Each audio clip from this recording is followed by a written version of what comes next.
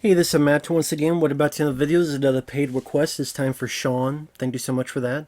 And for those interested in requesting any type of videos, topics, reactions, commentaries, reviews, re-reviews, what have you, randomness, feel free to send it. Either directly to my PayPal or join my Patreon. Both links are down below in the info box. I don't know why my voice is rising.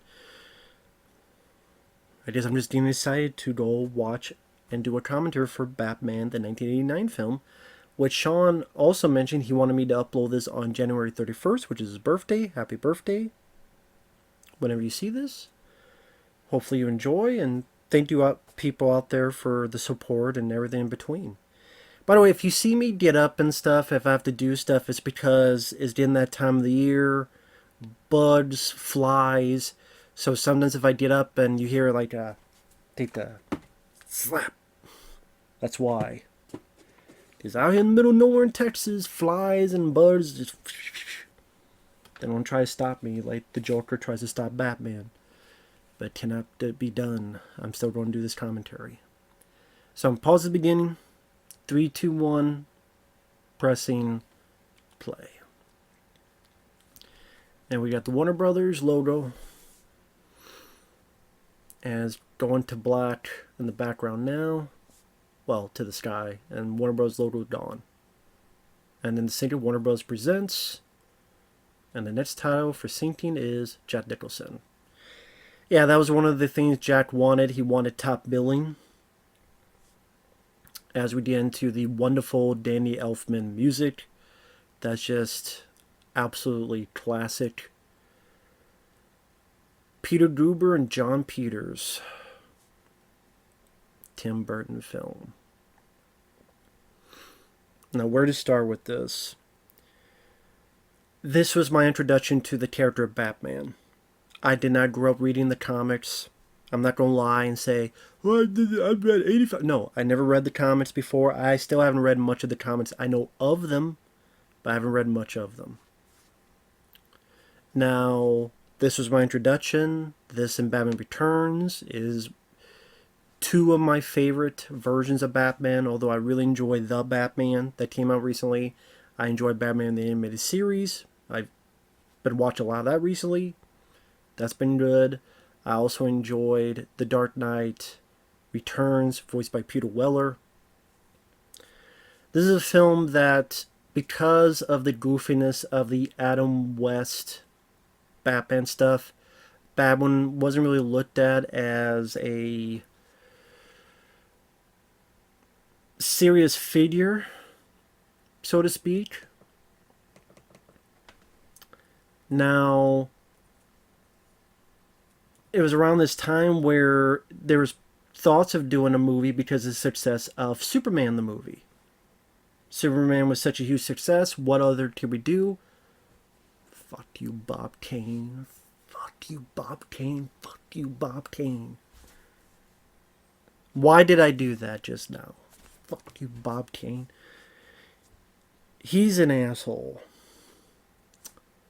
He took so much credit away from this guy named Bill Finger. If you don't know who that is, well, now when they do Batman stuff, they will credit Bill Finger. Or Bill Finger and Bob Kane. Bill Finger did a lot of stuff to make Batman Batman. Bill Finger helped come out with the Joker and a lot of the villains. He came up with a lot of stuff that made Batman who he was, with the way he looked and the way he did stuff. There's a documentary on Bill Finger, and you just look at how much stuff this guy came up with. It is insane. Batman and Bill, 2017 documentary, highly suggested by anybody interested in this.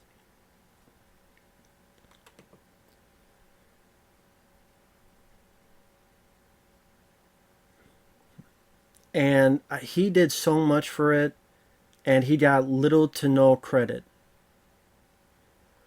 And it's just ridiculous. That's a whole other thing, probably another day. I thought this was kind of a nice touch where fans of the comic, this might be a misleading quality where you think this is a young Bruce Wayne. I think that was the intention. Like, the coming out of a theater, you think this is a young Bruce Wayne, and you don't see the bit where the parents get shot, the parents get killed, the pearl necklace, and then that's how, the start of it all. You don't see the origin. But it's not. It's something that happens that's very similar, but these two don't get killed. And that probably causes some kind of memory for Batman where he gets super pissed at these guys. And like, wow, this is a weird intro for Batman. Oh, nope, it's not really them. But yeah, in the 70s, after Superman, I love this shot. Right there. Batman knows. And he is super pissed. But yeah, for many years they wanted a guy. They were just one or two. I forget the guy's name. He was really set against making it silly and cartoony. He wanted to be serious. He wanted to go back into source material, do a serious job.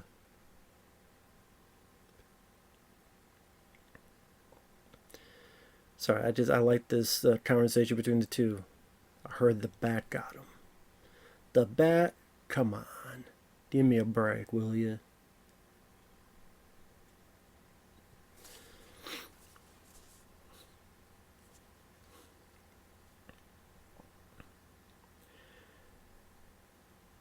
But it's one of those things where many directors and people throughout the years were taught in possibilities of doing it. At one point, Ivan Reitman was talked to, and he wanted to cast Bill Murray as Batman, which I'm like, that's weird. And Eddie Murphy as Robin. Ultimately, it came down to Tim Burton, especially after the success of Beetlejuice, another Warner Brothers film. And Tim Burton had heard of the stuff, but he didn't really read a lot of comics back then. But was able to bring his definitive style to it all.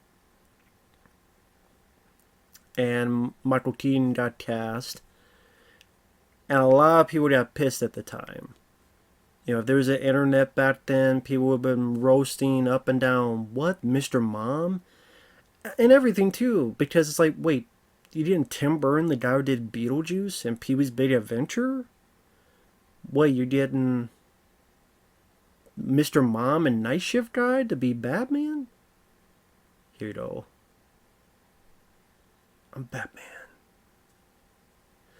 Now, I know John Peters gone on record to say that he wanted him to say, I'm motherfucking Batman, or I'm fucking Batman. John Peters, man, there's no way a studio would have allowed you to have Batman say, I'm fucking Batman, or I'm motherfucking Batman. John Peters, I don't know, he's off the deep end a lot of the times. Now you got Pat Hingle. Yeah, the guy standing up. To his right, you have Pat Hingle as Commissioner Gordon, who would be in Batman Returns, Forever, Batman and Robin. Pat Hingle was in Maximum Overdrive. He was in one of the Dirty Harry films. And we have Billy Dee Williams as Harvey Dent. I'm sure one of the reasons he got this was because potentially it will lead to him being Two-Face. And it would have been cool to see him as Two-Face, but for some reason well, because Tommy Lee Jones was a bigger star. Because Tommy Lee Jones, he was a bigger star at that point, that's why. That's just the truth. They got Tommy Lee Jones because he was a bigger star than Billy Dee Williams. Which is weird because they kept Pat Hingle as Commissioner Gordon. They kept Michael Gough as Alfred, the butler, but then they changed. It's where like what they change and what they don't change. Now, Jack Nicholson here is definitely one of the best parts of this. He was a great choice for Joker. I know Robin Williams really wanted it, and there's talks that maybe they kind of gave him false hope to get people like Jack on board. And then that's why when they came back from for the Riddler, he's like, go, kiss my ass, go fuck yourself. I ain't doing it. But Jack Nicholson, I mean, he seemed like he knew of the character and was going to do it. I think he also knew this would be a big hit. Which is understandable because you just looked at Superman the movie. You look at what, Marlon Brando, Gene Hackman, getting those big actors to be a part of it makes it seem as if it's more legitimate. And, if Jack is at all business smart, he looks at the success of Superman and goes, if this movie is as close to success as that movie, I'm going to make a lot on the back end. So Jack said, I want to be the top bill, and you can pay me small, but I want the back end, merchandise. And there's some say he got like 50 million or more. He got a lot of money. I mean, he got rich because of this. So probably the best business decision he ever made. Now there's Robert Wuhl, who I've heard in real life is a dick. He was on this TV show for a while called Arliss, which I vaguely remember. I think it deals with sports. I vaguely remember it, Arliss. But Robert Wuhl, he didn't really go on to do a whole lot. Kind of disappeared. Again, probably because a lot of people said he was a dick. And from what I understand, his character was supposed to be killed off, but then they changed that, and that's why he kind of just disappears at the end. But again, from what I understand, he was supposed to be killed off, but then I guess he didn't. But he never came back for the others. Never came back for Batman Returns, which was a bit weird. Tim Basinger, they pretty much rolled out, and they have like one or two pieces of dialogue. And I think even in this, there were talks of having Robin in it, but they felt, it's a bit of a tall order. Where we got introducing Batman, we got Jack Nicholson becoming the Joker and all this stuff. And then Batman and Returns is like we got Two-Face, not Two-Face. We got the Penguin, we got the Catwoman. It's a bit much. Because I know around Batman Returns, they hired Marlon Wayans to be Robin. And then they didn't use him. They used Chris O'Donnell for Batman Forever. But for honest, Marlon Wayans still got paid. Like, he had a deal signed, and he got paid for doing nothing, pretty much.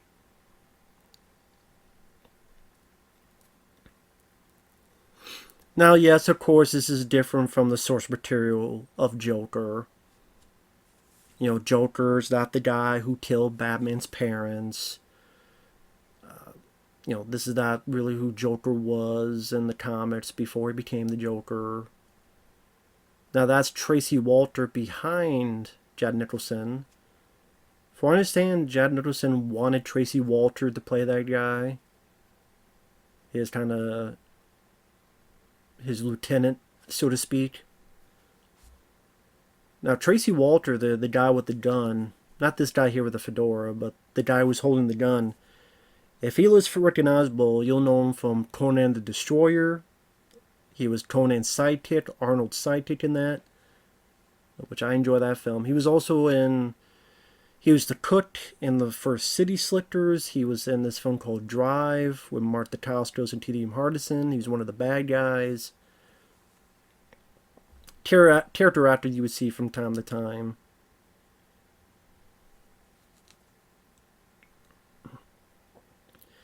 And it's great to see Billy Dee Williams. It's just sad that they didn't follow up on him. Like, they didn't really feature him much in Batman Returns, to be perfectly honest.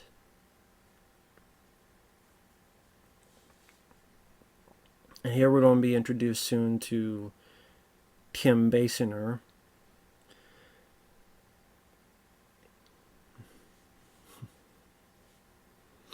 Which I'm trying to remember, I think they had cast Shawn Yun and she got hurt, or someone else. I can't remember all the details of the trivia. I apologize for that. I could try to look on the computer, but I don't want it to screw it up on the the thing. Plus, I don't know if people want me to just read off trivia from IMDb or just like, nah, don't worry about it. We just want to hear your thoughts on what's happening on the screen. You can never tell. But yeah, Tim Burton was a young director at this point. Like I said, Pee-wee's Big Adventure, Beetlejuice. But, I mean, both of them were hits. And making money is the big talker. Vicki Vale.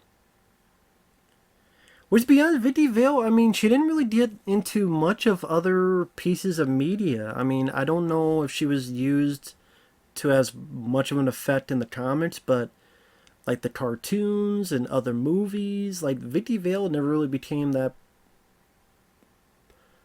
popular of a character, it seemed.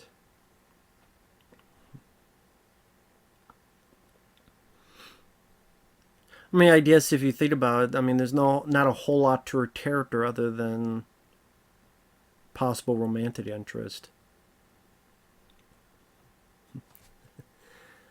Says Jack Palance. Jack Palance, I mean, he's done a lot of. I mean, may he rest in peace. He did a lot of stuff throughout the years. From speaking of City Slickers, he won an Oscar for that. He was the bad guy in Tango and Cash, which came out the same year as this. And he was in City Slickers 2, Cops and Robertsons. It was like two of his last movies. I just love the way Jack Palance attacks the words and the way he talks. You are my number one guy. I wonder if you mind waiting in this room. I just love his demeanor. It just worked very well. And you see a little bit of the Joker with, of course, the playing card and the purple suit. And it's hard to pick. Like, people say, what's your favorite Joker? Most people say Heath Ledger, Dark Knight.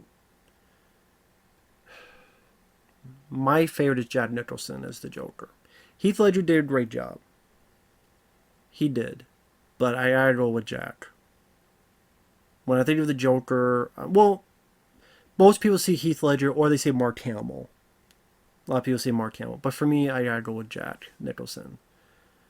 My favorite role of his is in The Shining. I think he does a great job in this. You see a bit of his calm demeanor here, where he's just kind of the henchman. And he's like, okay, I'll do what you tell me to. Sure, alright. So you see like the low-key Jack here, to give a comparison to when he gets much more hyper and laughing. I thought this was the right decision. Like, you see, again, more low-key, and then you see his change when it's cranked up a bit. I know Kevin Smith, if you try to listen to his commentary on this film, he gets such a bug up his ass about this movie, Batman Returns. I'm like, dude, you made Tusk. You made fucking Yoga Hosers. Clerks 3. Give me a break, dude.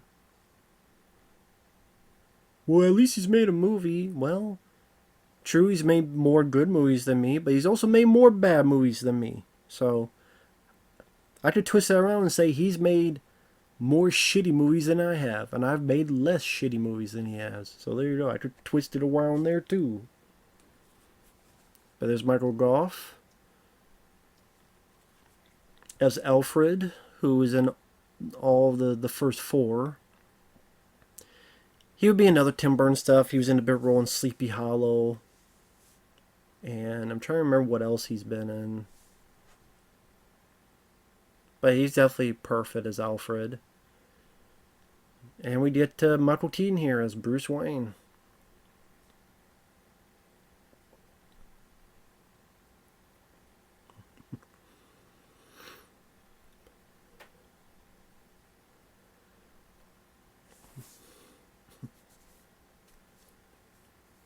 Which he did a great job in this.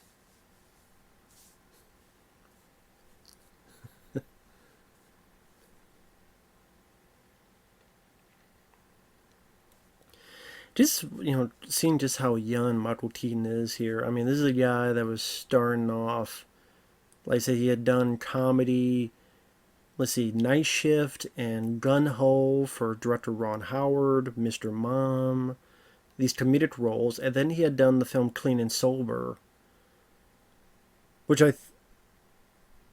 Tim Burton had worked with him, of course, on Beetlejuice, but what was it, that John Peter, or someone said, Michael Keaton had done a film called Clean and Sober, which is a really good dramatic movie featuring Michael Keaton. If you like Michael Keaton, absolutely see Clean and Sober. It's one of his best acting performances, by far. I do like the movie. I don't know if I say it's my favorite movie he's been in, but again, if people say what's your favorite acting performance by Michael Keaton, it would be Clean and Sober.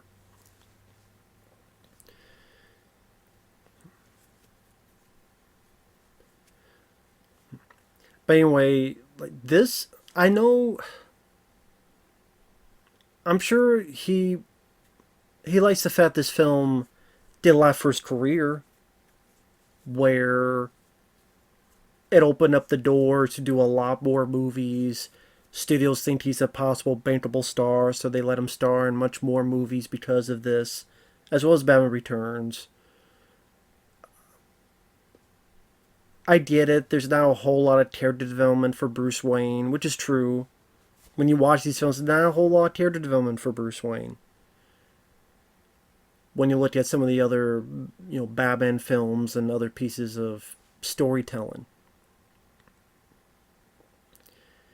I'm sure, of course, he likes working with Tim Burton. He even worked with him, what was it, Dumbo? Many, many years later. Now, obviously, it must have been because of everybody else doing superhero stuff, so he got the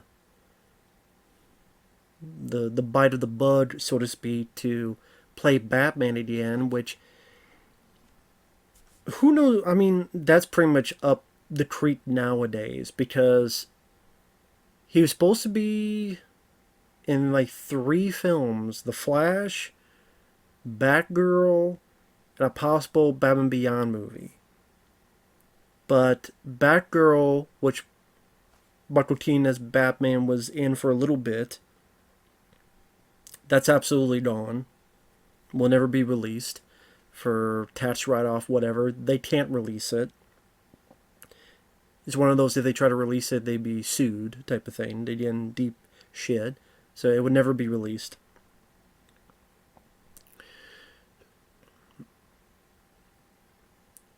And then Batman Beyond, that got absolutely canceled.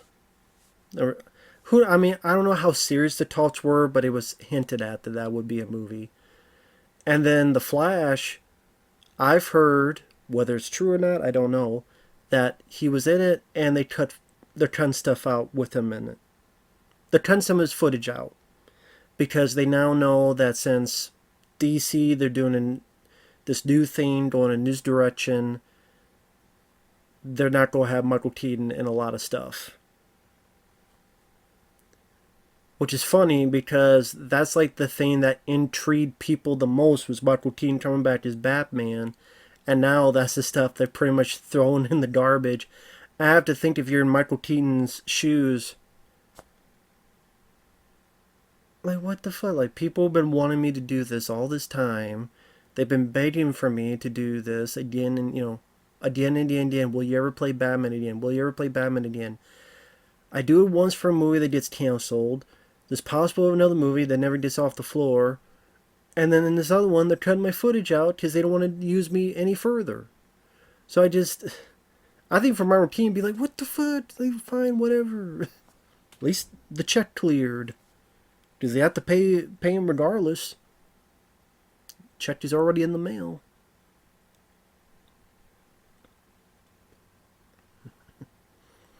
This is crazy, man.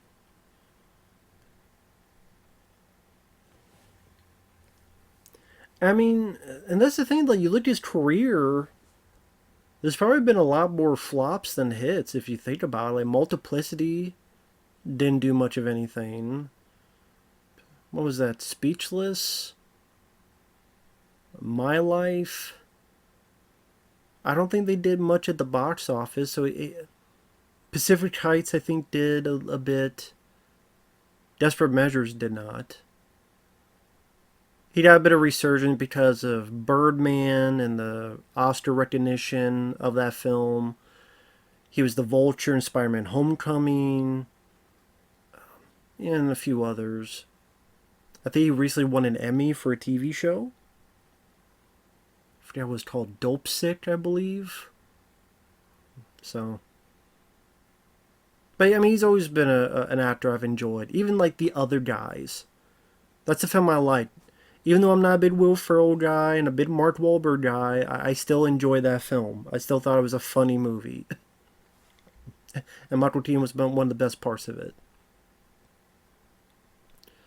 Yeah, the vault is empty, and this is where they realize there's been a setup. Yep.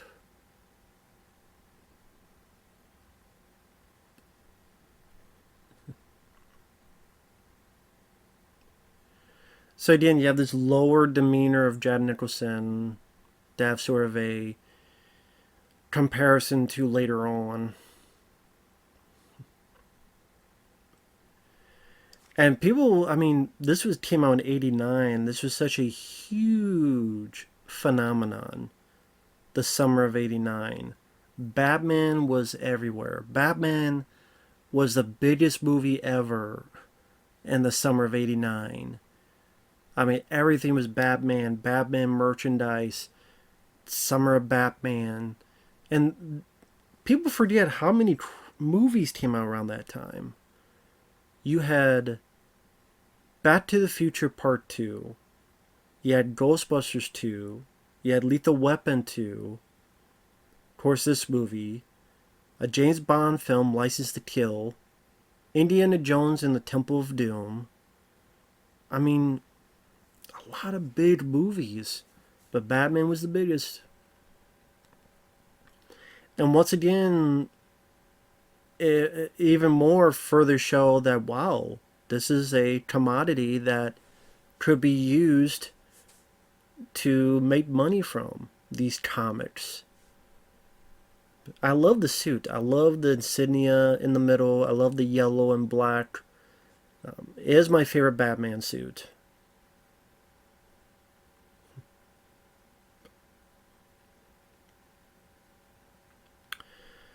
Now, of course, in the suit, on the face, they have to have this thing where they put, what do you call this, black makeup around the eyes, so that when the suit's here, you're not seeing glimpses of the skin, because it will look a bit weird. So one of the things I liked about The Batman is that when Robert Pattinson takes it off, you still see that stuff around his eyes. So I like that they incorporate that into the movie. But in here, I mean, they didn't. Like, I remember, what was it, Batman Returns? Yeah, he takes it off and there's nothing around his eyes and stuff.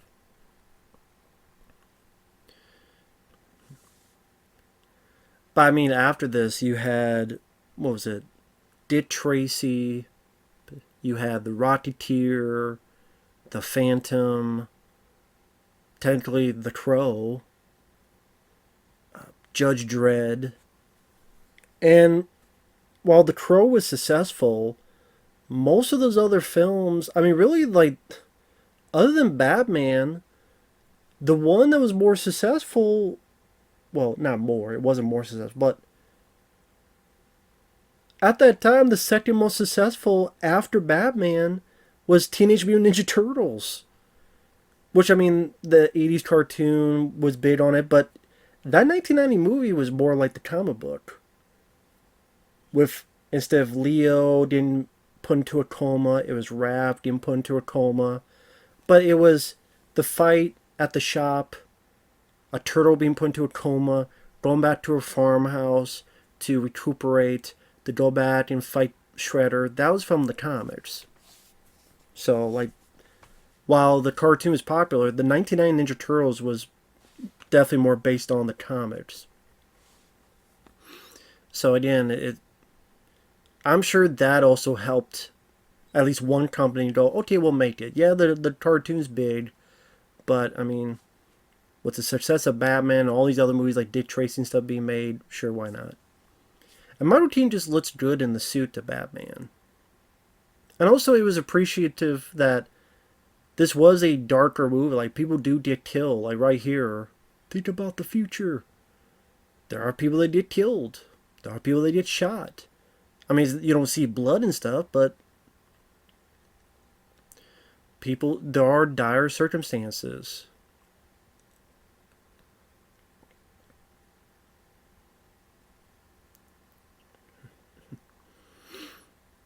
Well, he does try to pull him up at least.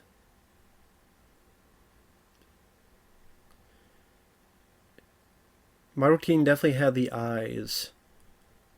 And like I said, the only guy that's been the closest to having those eyes and that demeanor for Batman was Robert Pattinson. That's why I think he did a great job in it. I'd probably still say this is my favorite Batman movie, but the Batman I do really like. I think because it's just Michael Keaton does a great job. Just the aesthetics, the Danny Elfman music, the look of Gotham and Tim Burton's style, the great performance by Jack Nicholson, having nice supporting cast like Billy Dee Williams and Michael Gough and all this stuff, and the style of it all just works very well. But this is I don't think Kevin Smith knows what he wants out of a Batman movie because he shit on these Batman films. He shits on the Batman. It's like, I guess the only one he wants is Nolan's Batman. Oh well. Whatever, Kevin. Of course, Kevin Smith is the same guy that wrote a Black Cat. See, I'll rant on Kevin Smith. Kevin Smith is the guy that wrote a comic about Black Cat in the Spider-Man universe where, what was it? She became Black Cat because she got raped and she felt she wanted to take that power back or something. And I swear there was some kind of thing where poison was through semen, or it was something stupid like that. I can't remember, man. This is like a comic he wrote.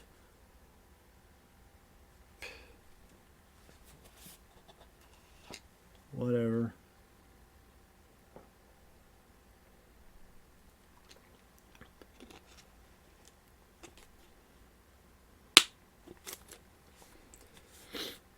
Yeah, sorry about that noise with the tap. Long ass table.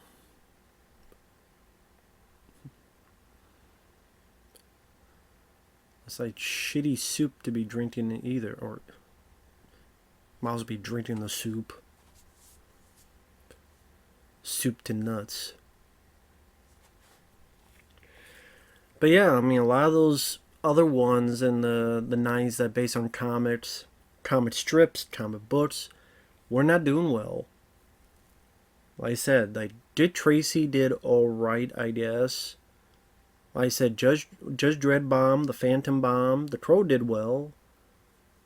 Rocketeer, I don't know how that did, honestly. Wasn't until Blade. Blade was a big surprise hit.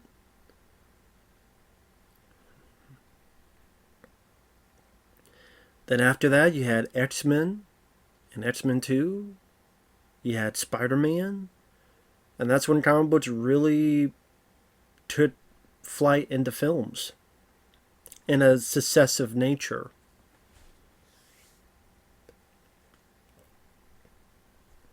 Like I say, they tried to do that in the early 90s. And like I said, other than really Ninja Turtles and The Crow, that might be one I'm forgetting, but like I said, it wasn't until Blade where that really got into fruition, so to speak. And now, you can't get away from it.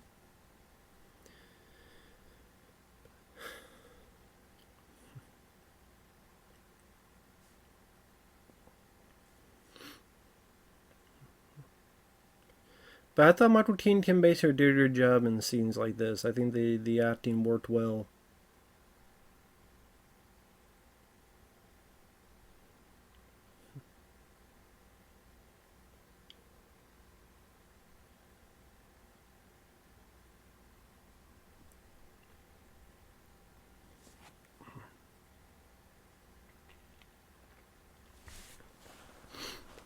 I mean, yeah, it would have been nice if you were able to put a little bit of the darker Bruce Wayne, past of his story into these films and fit it in. I think that could have worked well for a third Batman, which Tim Burton was willing to do. But I think the company was so butthurt with not having McDonald's be pro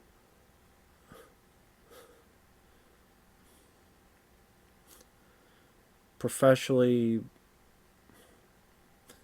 Sorry, I just like this scene. This is where Jack Nicholson's getting the bandages off. I also remember there's a Simpsons episode that parodied the scene where Lisa got braces or something. Lisa's like, the mirror, the mirror. And then she starts laughing like the Joker here.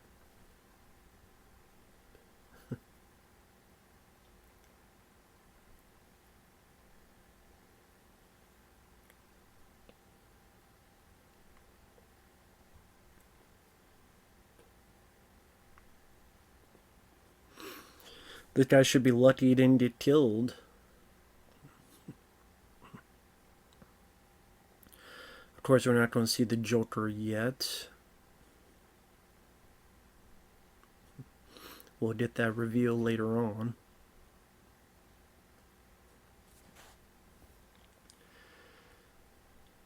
But yeah, I mean, after this, of course, being a huge hit, there was talks immediately of a sequel, and then you have Batman Returns from 1992.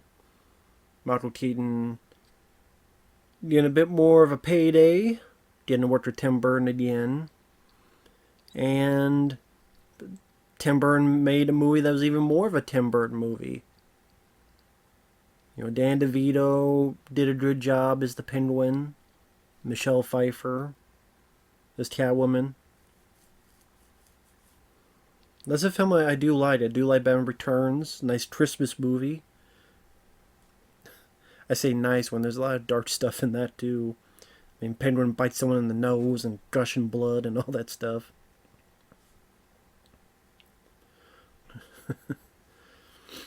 And that film made money, but again, McDonald's was butthurt because, professionally speaking, they're going, well, we're supposed to be selling these McDonald's and Batman toys, but you're having all this stuff like the Penguin wants to have a plan to bring all the kids to the sewers and drown them. Not a whole lot of, Happy Meals to be sold with that plot, but, So the company I think they wanted a director that would play ball more. And they got with Joel Schumacher, and then Batman Forever made a lot of money.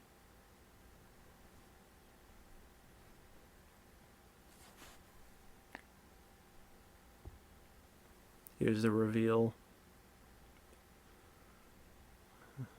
Not yet. Listen, maybe we could cut a deal. But you can call me Joker. As you see, I'm a lot happier. He just had a great laugh and just a sinister demeanor and a sick sense of humor. Like this whole thing here just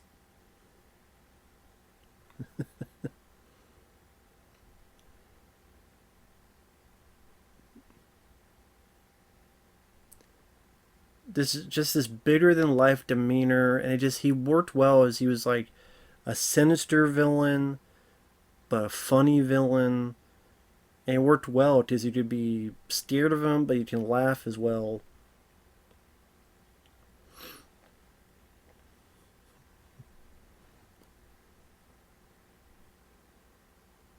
This has always been my favorite Joker.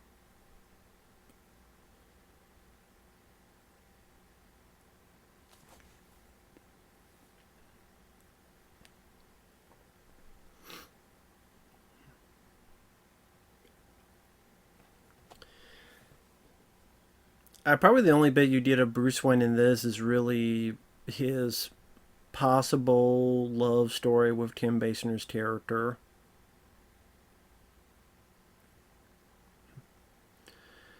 I mean, I don't know. That's a bit on the nose. Him looking like a bat hanging there in the exercise equipment. I don't know if you needed that bit. I think you could have cut that out. That's a bit. I forgot about that bit there. I completely forgot about that. That exercise that he's hanging upside down. Like a bat would hang upside down. I mean, that you could have cut out. Wait till they get a load of me.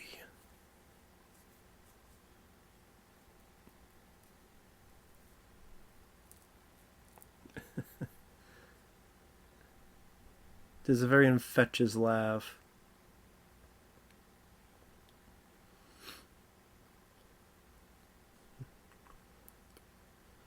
Like, really, you could just cut from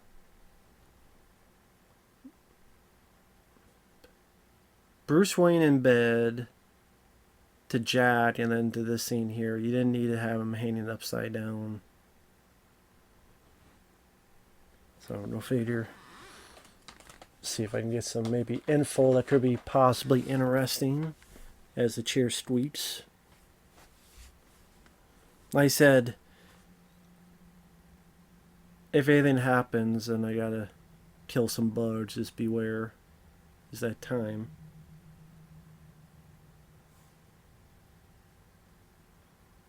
I don't know who's driving outside. It's 12:30 a.m. on a Sunday night.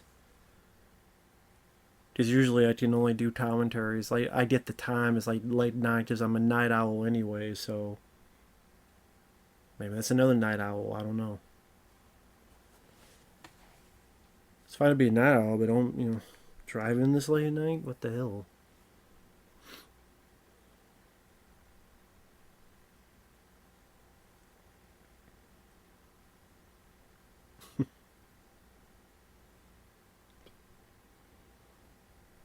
Yeah, it just seems like Jack's just having a lot of fun with this. Oh yeah, this is where he has the skin like makeup and it's like, what's with that dumb smirk?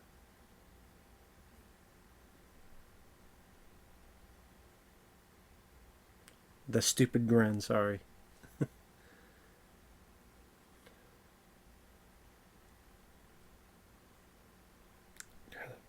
Good, creepy.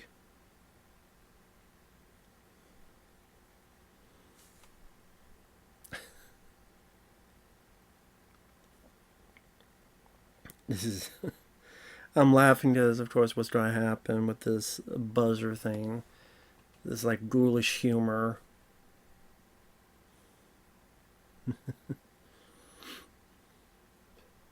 Ooh, I got a live one here.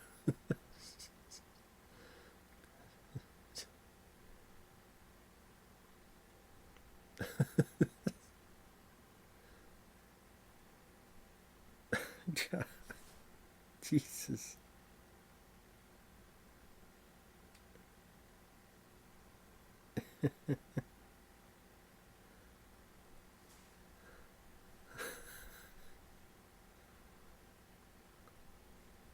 Got a little hot under the collar.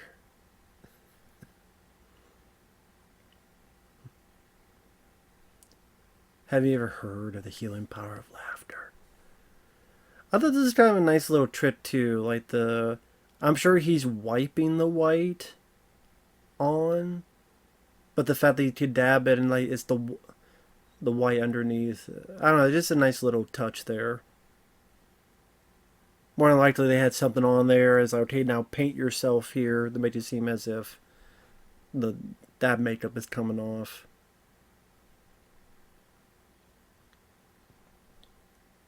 Of course, Bob. I love his impression of Jack Palance. Right here.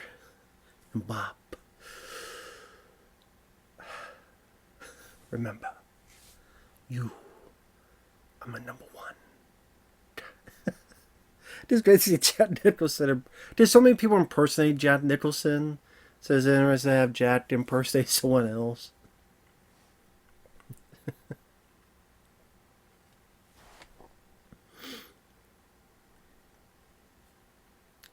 So apparently there's a lot of trivia for Batman 89.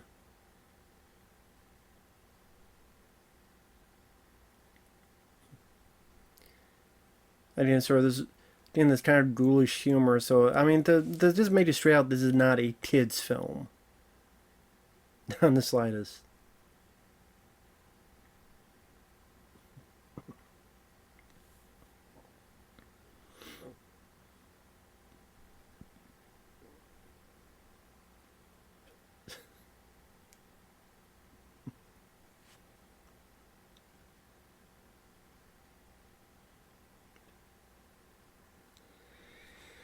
So it says here Robin Williams was offered the role of Joker when Jack hesitated. He even accepted the role. When producers approached Nicholson again and told him Williams would take the part if he did not, Nicholson took the role and Williams was released. Robin resented being used as bait and not only refused to play Riddler, but also refused to be involved in any Warner Brothers productions until the studio apologized. So Robin accepted the role. Yeah, because Robin really wanted to play the role. And he would have done a great job as well. Yeah, Robin received a percentage of the gross. Seems like he took around $60 million.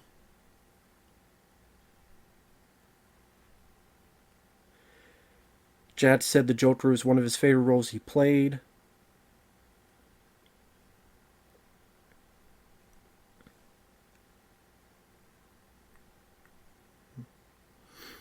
Michael Keaton was unable to hear while wearing the batsuit. He said that his claustrophobia helped him get him in the proper mood to play Batman.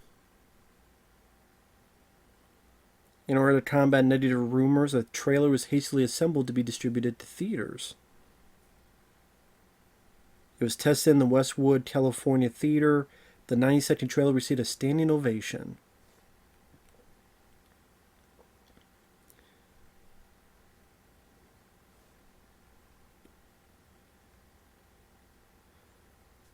Don Johnson, Dale Midkiff from Pet Sematary, and William Peterson were considered for Harvey Dent.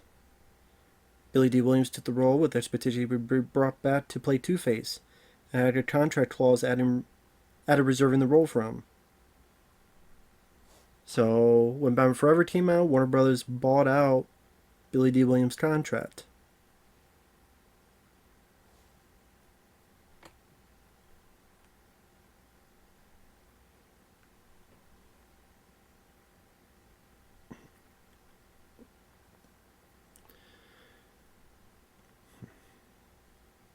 Because this here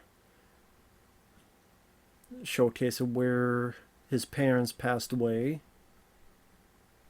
which is a big part of the Batman mythos. It says here Michael Keaton came up with the famous on Batman line, because the line in the script was "I am the Knight." I don't know if that's true, but so, because I mean it's IMDb trivia.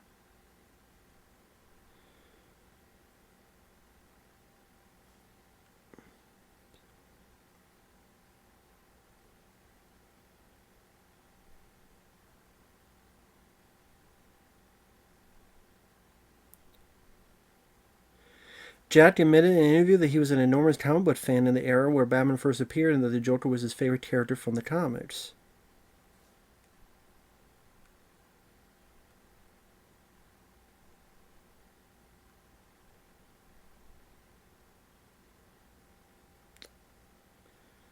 The Batmobile was built on the chassis of a Chevy Impala and incorporated the engine of an Impala, the taillights of a Ferrari, the fuel caps of a London bus, and jet engine parts from a Harrier jump jet. Sliding cockpit was also inspired by that of a Harrier, with the slim windows of a gun emplacement. Art director Terry Ackland Snow added the headlights for a Honda Civic to the vehicle after noticing them on his wife's car. Shawn was cast as Vicki Vale, but she was injured, and then Tim Basinger got in the last minute.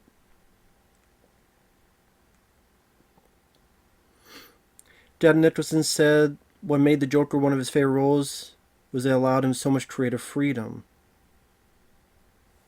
He's unpredictable.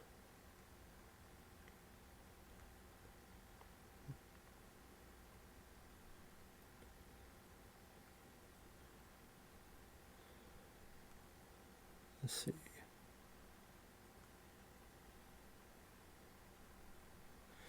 Willem Dafoe said he was in early talks for the role of the Joker. I mean, I like Willem Dafoe, but I'm glad Jack Nicholson got this part. The name of the Joker's alter ego, Jad Napier, was created by the filmmakers.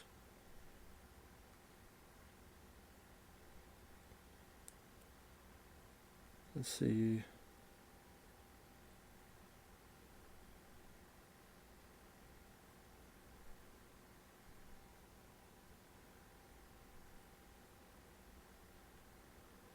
Sorry, just looking through this.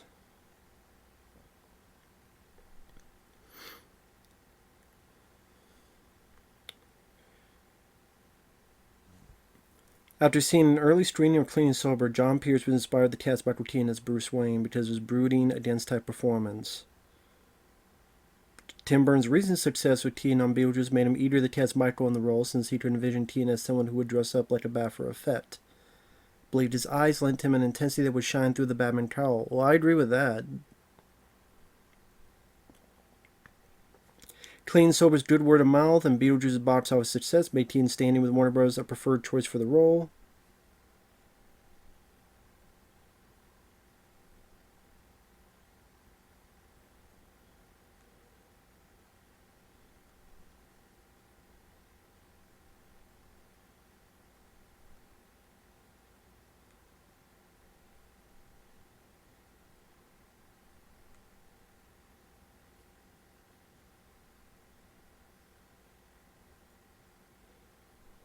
Several years after the film's release, tension arose between Tim Burton and Kevin Smith regarding the film's accuracy to the comics.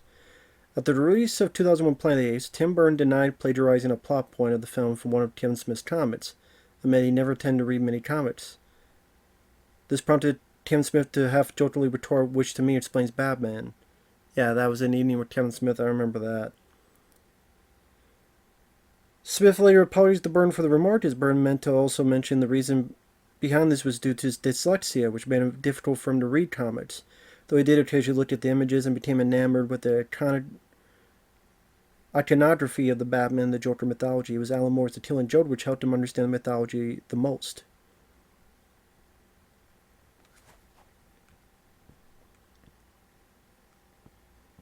Apparently the Prince songs were John Peters' idea.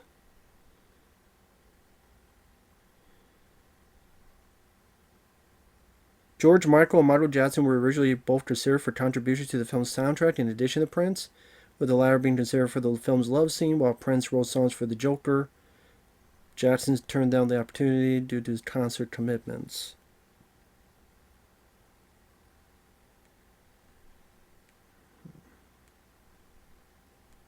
Okay.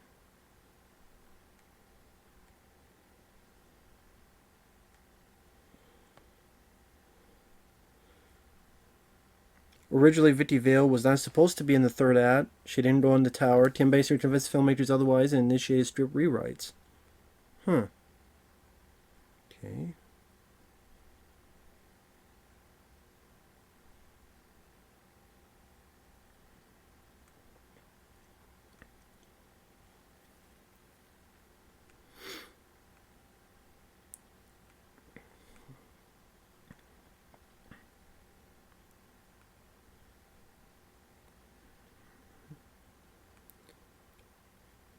Sorry, I'm just looking through this. The original script featured a bitter rivalry between Bruce Wayne and Knox over Vicki Vale. I'm glad that's not in it. We don't need that stuff. Early drafts of the script featured Batman's sidekick Robin. The role was offered to Kiefer Sutherland, who was 19 at the time. Interesting, Kiefer. He turned down the role, saying he imagined himself wearing yellow tights on the big screen, didn't realize that Tim Burton planned to make the film much darker. Yeah, I can understand Kiefer. I can understand that. The role was reduced to a small cameo of Dick Grayson, but were eventually cut from the film completely.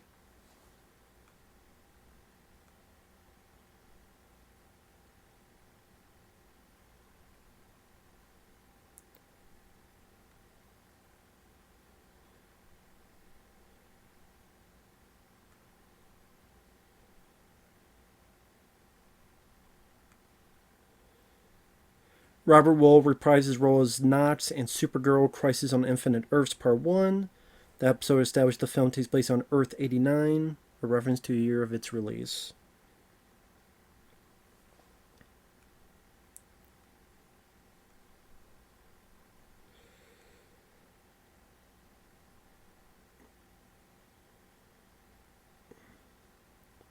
The first draft of this movie was written in 1980 by Superman co-writer Tom Mankiewicz.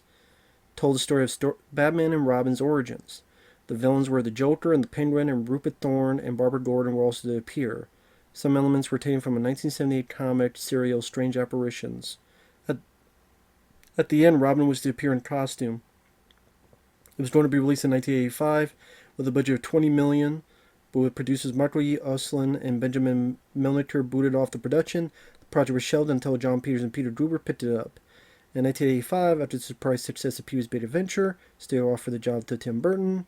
Unsatisfied with Tom Mankiewicz's script, Tim Burton and his girlfriend Julie Hickson wrote a 30-page treatment of the project. This treatment was approved by the producers of the studio. In 1986, Burton met Sam Hamm, who had just received a 2-year contract with Warner Bros. And gave him the job of writing a screenplay based on Burton and Hickson's treatment. Writing process stretched too long, and Hamm could not write further drafts of the script due to the writer's strike.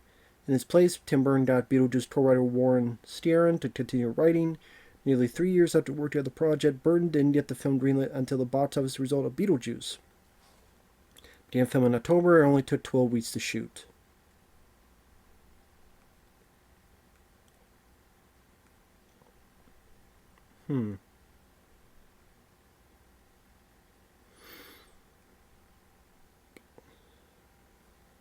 Joe Dante was offered the chance to direct, and his version would have had John Lithgow as the Joker.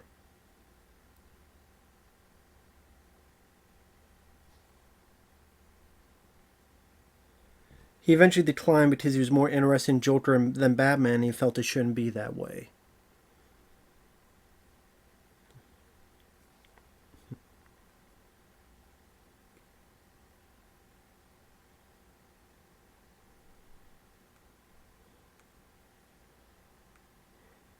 Let's see. The 4K Blu-ray release has changed the color grading to teal undertone and altered some sound effects. Well, I'm glad I don't have that. Stop altering the shit. God.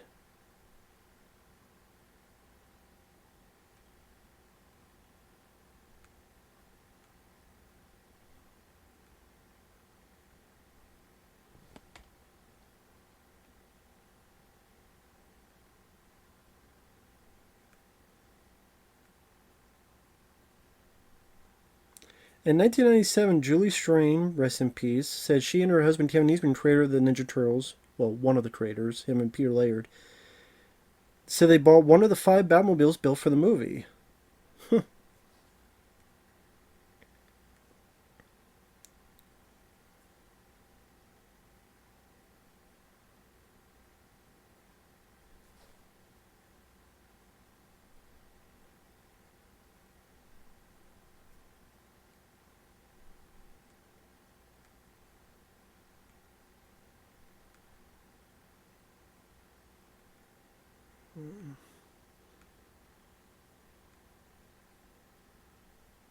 No, I mean, this is probably the only detective work you really get in the film is what products are involved.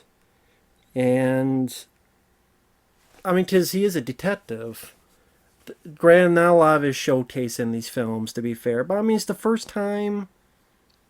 And at least there's some detective. But, granted, no, it's not as deep as it could have been.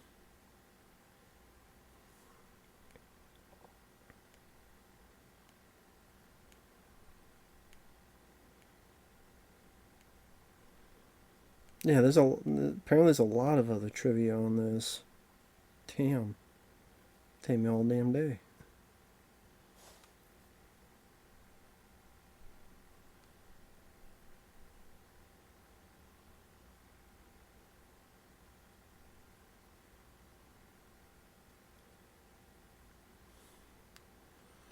And I just thought this idea just pretty crazy too. Just the whole thing of all these products that just turn people into this laughing case of death really does feel like something Joker would absolutely do. I mean, he's done similar stuff on the Joker cart. I mean, Joker, the Batman animated series cartoon, among many other platforms, of course. So easily is something that he would have done time and time and time again. And here's where Vicky is going to be the only survivor here, and all these people. I mean, you're to assume all these people are dead. I mean, I would assume. Does the Joker. That's the like people can get killed left and right. You don't know what's going to happen. Very serious piece of business.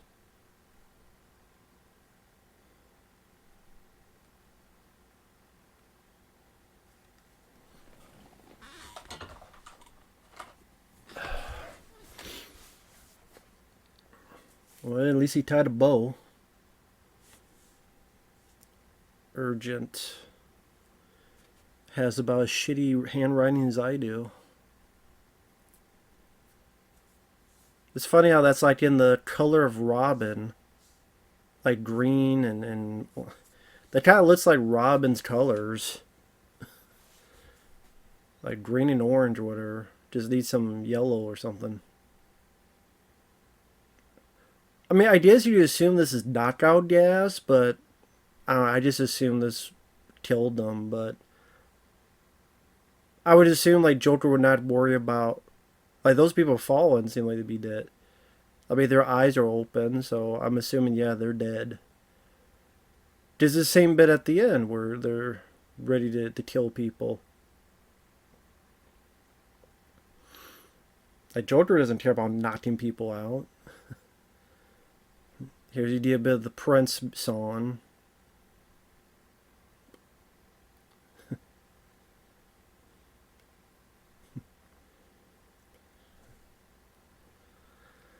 Now, I don't mind the Prince songs.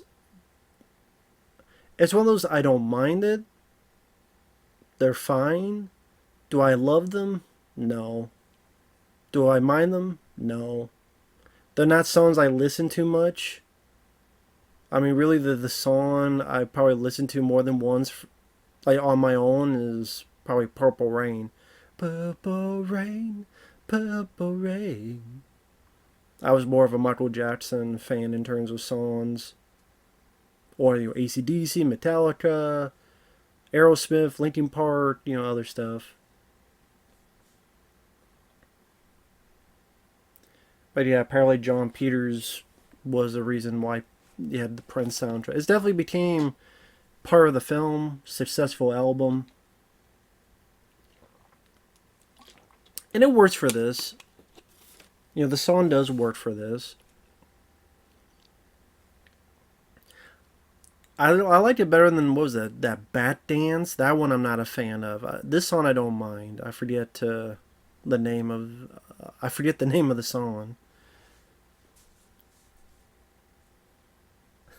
I like this one, Bob. Leave it. And God, those big boom boxes from back in the day. I'm sure people like, what the hell is that? That's called a boom box. That's what we listen our music on. I mean, it's funny, like... I mean, there are computers smaller than that boom box. These laptop computers. I think this laptop computer is smaller than that damn boom box.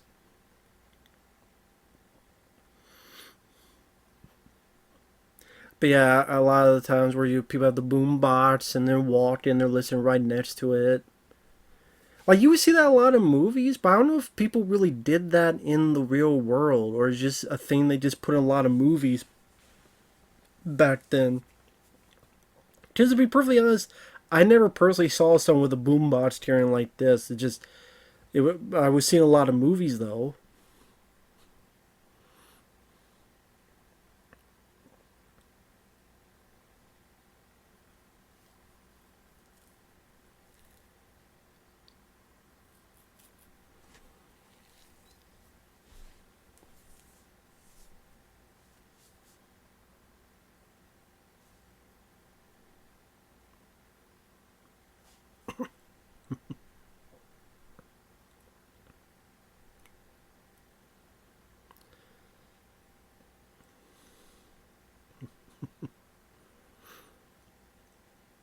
My face on the $1 bill.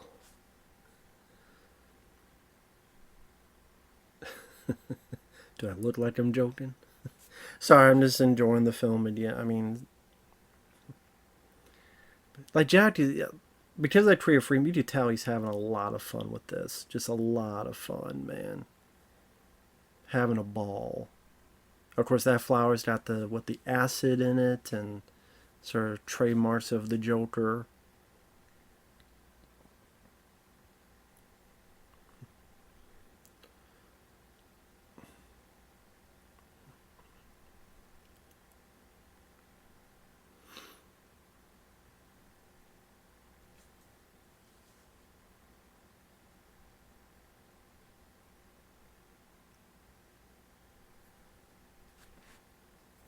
Yeah.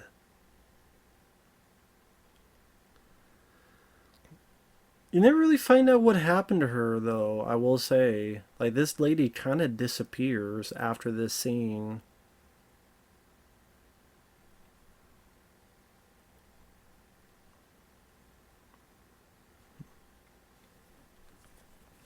I know in retrospect that a lot of people could complain when they watch this that there's not a whole lot of Batman. Like, there's not a whole lot of Batman if you think about it, where, like, and we're an hour into the movie, and, Batman's about to appear pretty soon. But you have his first appearance on Batman, you got him confronting Jack really twice in an hour.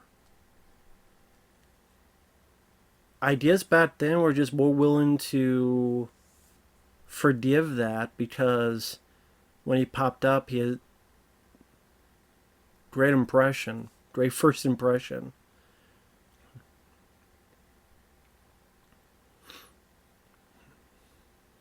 And then you had the right actor, Michael Keaton, you had the right music, Jack Nicholson having a lot of fun, like all this other stuff going on. Where does he get those wonderful toys?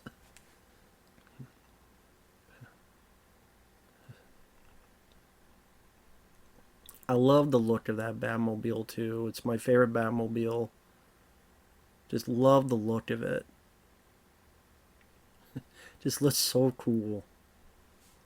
And then my favorite Batman suit, my favorite Batmobile. People just say it's nostalgic. I don't care.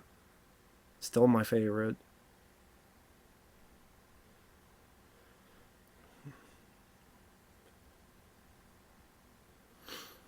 I mean, sure, this probably doesn't have as much wall-to-wall action as the newest Marvel film, but this definitely has more character and more soul to it in a way. Definitely more character to it. So it makes it more unique and not run of the mill like so many recent Disney Marvel films.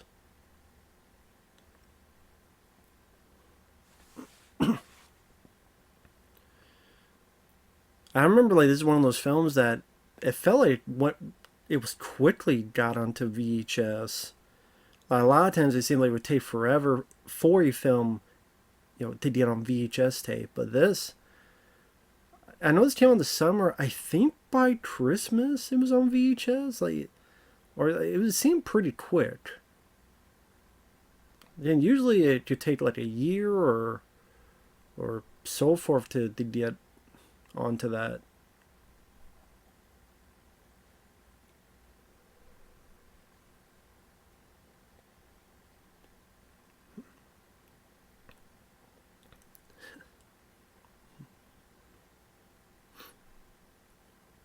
I remember reading an interview somewhere where Tim Burton himself, like he had rewatched it. This is like a long while ago, and he said that, there's some ideas I like, but he found it kind of boring. But I guess, in the recent years, he's appreciated more.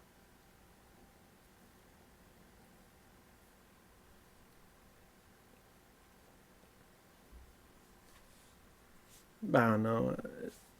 Maybe just like Batman Returns, like I said, it's a bit more of a Tim Burton movie.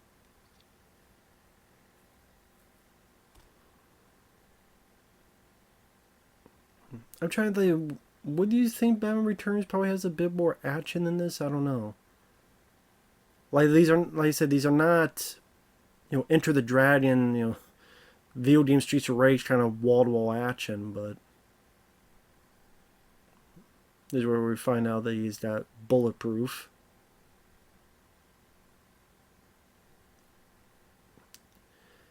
They think this guy has a wallet?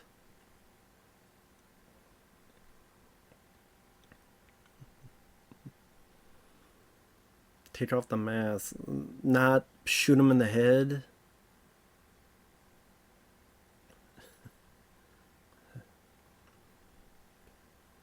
Now, granted, I mean, this fighting may not be Arkham Asylum video game type of fighting, but it worked for the time.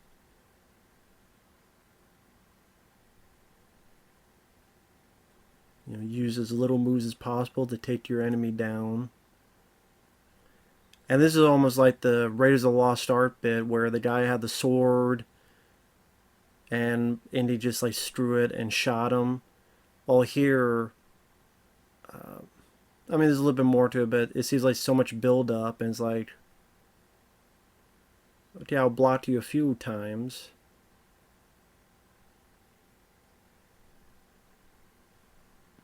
Right here in the middle tick.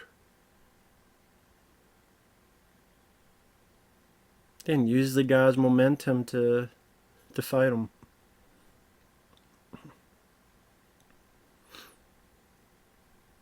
At the time, they had not seen a Batman like this, like darker and more serious and more badass. And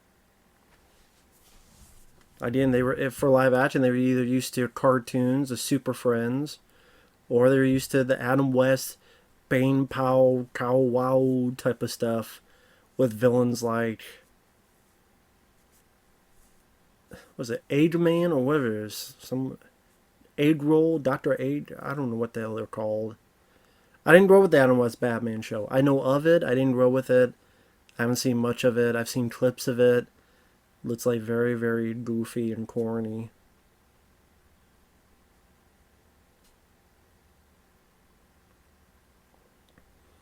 Those are weird looking trees. Why it looks so green?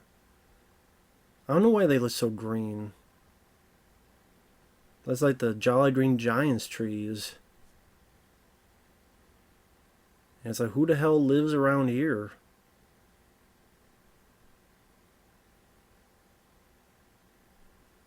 Yeah, I mean, Michael Keaton had those piercing eyes.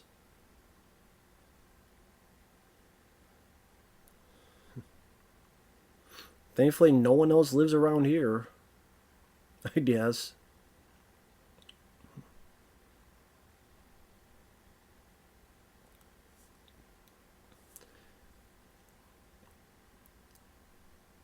Man, that Batmobile's fast as a motherfucker.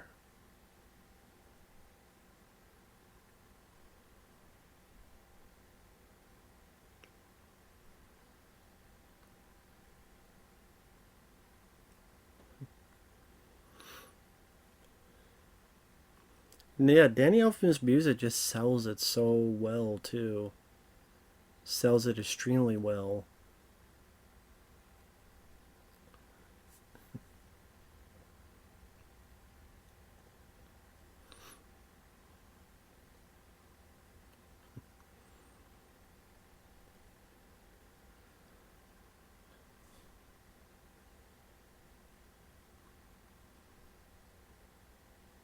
And Batman pretty much took her to the Batcave. Which I'm not sure is the best idea, but...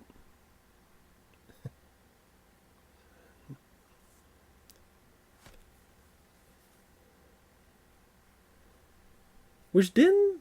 Was that the thing, like, in the Batman Returns? Didn't he say... Didn't he blame Alfred for leading Vicki Vale into the Batcave? And it's like, wait a minute, dude. You did that, not Alfred.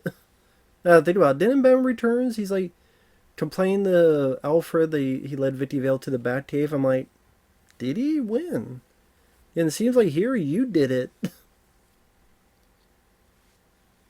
It's like they forget that Batman did it first.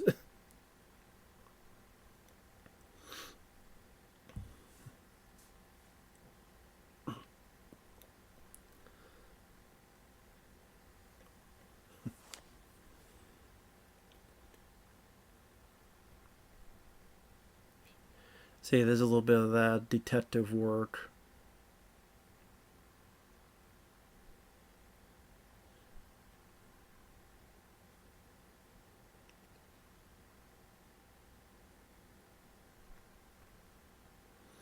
That's a cool shot, though. Like, you only see the eyes while the rest is in shadow.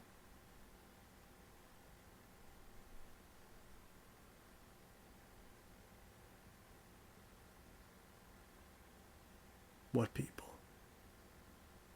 See that right there? You could tell, like, the black around the eyes. Because you see much more into the mask there.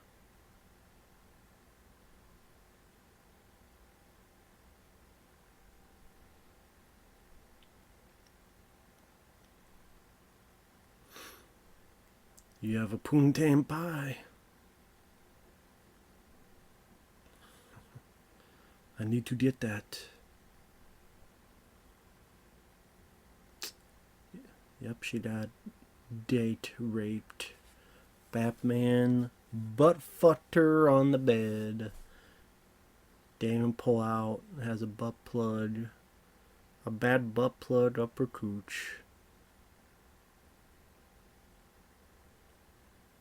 I mean, I know technically Alfred later on brings her there, but at the same time, he did drive on the road and he ran into a damn... Like, if she remembered, as a reporter, you think you would remember which road that was on, what wall you drive into. Like, she's paying attention as a reporter that you would know that area. Batman crushed Joker's poison code. Citizens told. So, I mean, there's a little bit detective work. I mean, that's more than some films have done, to be fair.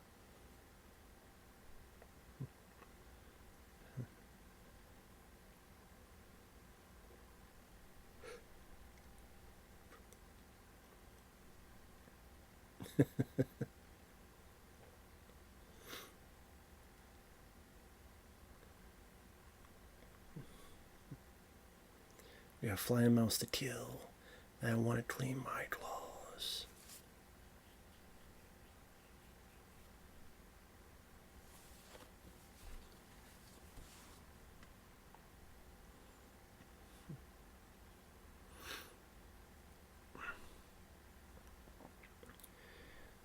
There's been a couple of cool like fan edits out there on YouTube if you look, where people have done a trailer to like Batman and Superman together. So they mix like Michael Keaton and Christopher Reeve, and they have like Jack Nicholson when he's like, I got a flying mouse.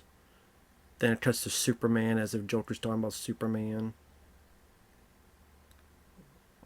Yeah, some nice moments of that. I mean, that is a lost opportunity. With the success of this and Batman Returns, I mean, it would have been nice if you did like a third Batman movie and the fourth one be a Batman Superman movie.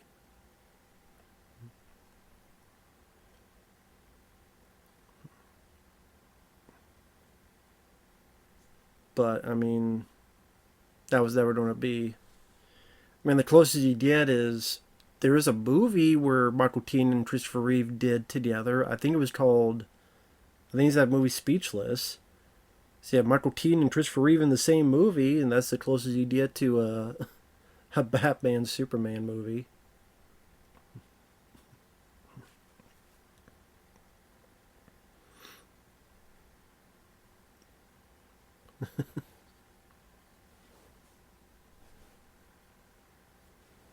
Sorry, I'm itching my nose.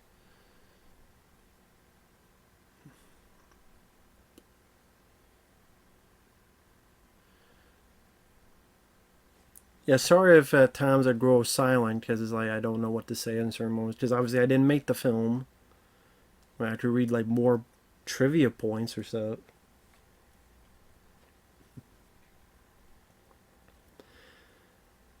Like I said, Batman Returns I do enjoy. I like the Christmas motif. I think it has some good architecture and art design and production. I think Dan Elfman does another good job on the score. Batman Forever, I liked it more back then than I do now. I don't know if I could say I hate it now, but at the same time, I don't love it as much as I used to. And it's a movie that if I watch is a bit hard to watch. Val Kilmer doesn't do that bad of a job, but he's not as good as Michael Keaton. Chris O'Donnell, indifferent on him. And, you know, it changes. Sometimes I'm indifferent, sometimes I'm more negative. Tommy Lee Jones, I like Tommy Lee Jones as an actor. Trying to give him slack, but he's not good in that movie. I mean, some bits are kind of fun to see Tommy Lee Jones having fun, but it would have been better if it was Billy Dee Williams, and they followed through on that. Jim Carrey, I mean, he's doing what he can as the Riddler for that kind of movie, for that kind of more cornball, goofy stuff.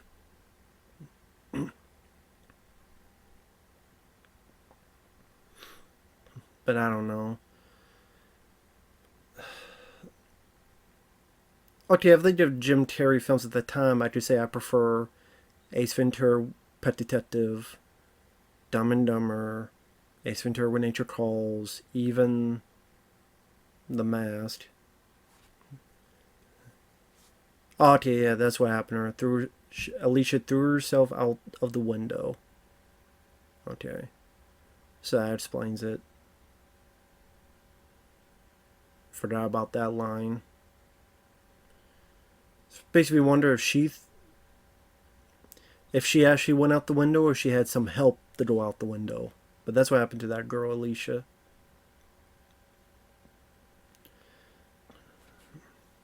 But I'm trying to think. Like, Batman Forever, I could watch over Batman and Robin. And, you know, Elliot Goldenthal, some of his music I don't mind. I would say there's films I prefer his score in Alien 3. It's one of the only good parts of that movie. And I prefer his music in Demolition Man. I have a lot of issues with Batman Forever. Batman and Robin is a total goof fest. It's a toy commercial. They've admitted that. I'm not big on the Christopher Nolan films. Dark Knight is more tolerable because of Heath Ledger's performance. I'm not a fan of Christian Bale as Batman. I think his voice is absolutely ridiculous. I do. Absolutely ridiculous of a performance. I do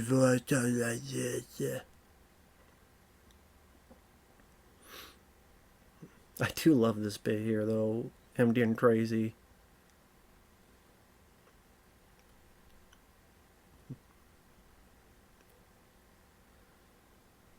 Now, you want to get nuts? Come on. Let's get nuts. You ever dance with the devil in the pale moonlight? I always ask that of all my prey. Although it's the first time we've seen him say this, so he doesn't really ask it for all of his prey, because he's killed quite a few people, and he's never said that line, but he says, I always say that to my prey. But we had to have him say it here so Bruce can recognize it and remember. I know a lot of people in retrospect got mad at that the Joker was in relation to him murdering his parents. I mean, again, as a guy that did not grow up with the comics, so it didn't bother me.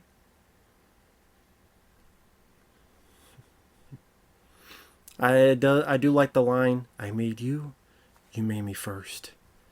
But then Jack is like, oh, I was young when I killed your parents. I'm like, I don't say, how do you know? Like, how did you assume that? Thankfully, that worked to stop the bullet. Why would you open any present from the Joker?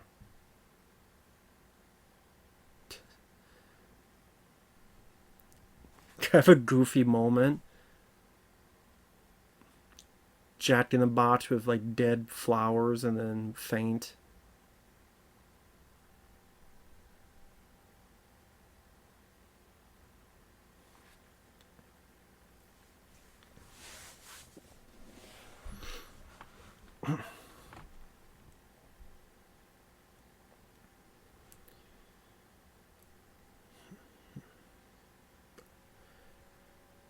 You would think though that with Bruce Wayne being such a popular person that, and as a reporter, she would have known that Bruce Wayne's parents were murdered. I mean, if she's trying to do a story on Bruce Wayne near the beginning, you think she would have looked this info up and be like, yeah, his parents were murdered. You think that'd be like one of the big points of her investigation into Bruce Wayne when she first meets him? Like, yeah, are you Bruce Wayne? Well, number one, she doesn't know who Bruce Wayne, like what he looks like. She's not a good reporter now that I think about it. Like, she's going in to find out about Bruce Wayne, but she doesn't know who Bruce Wayne looks like. Which there'd be pictures and newspapers and stuff to show his face. So I'm a reporter. I'm going to interview Bruce Wayne. I don't know what he looks like. I don't know anything about his past. I think that's a bit fucking weird for a reporter. I mean, she's a shitty reporter.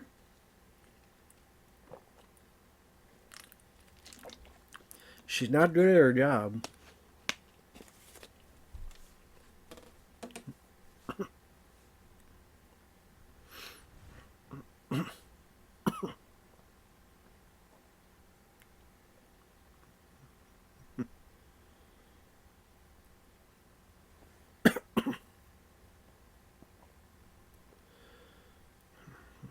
Joker ain't having that.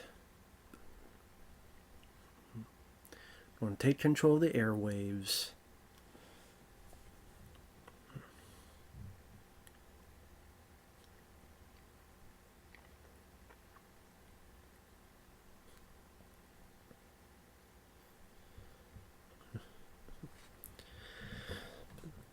That's the thing, is you kind of wish they would have left Tim Burton alone. I think Tim Burton could have convinced Michael Keaton to come back and do more. Like, think about... I mean, technically there were 3 Iron Men, but at the same time with the Avengers and stuff, there was, multiple. Captain America Civil War, that was... You could say that's, almost a sequel to Iron Man as well. Imagine if they got together and did that back then. Had a plan and see, like, okay, this is where we want to take Batman. We want to take him this in the second film. We want to take this in the third film. Maybe bring Christopher Reeve into this. Hey, man, we want to Don't let Superman 4 be the last of your Superman bit. Don't let it end on a bad note. Get some writers in. Take it a bit more serious. Story with you and Batman.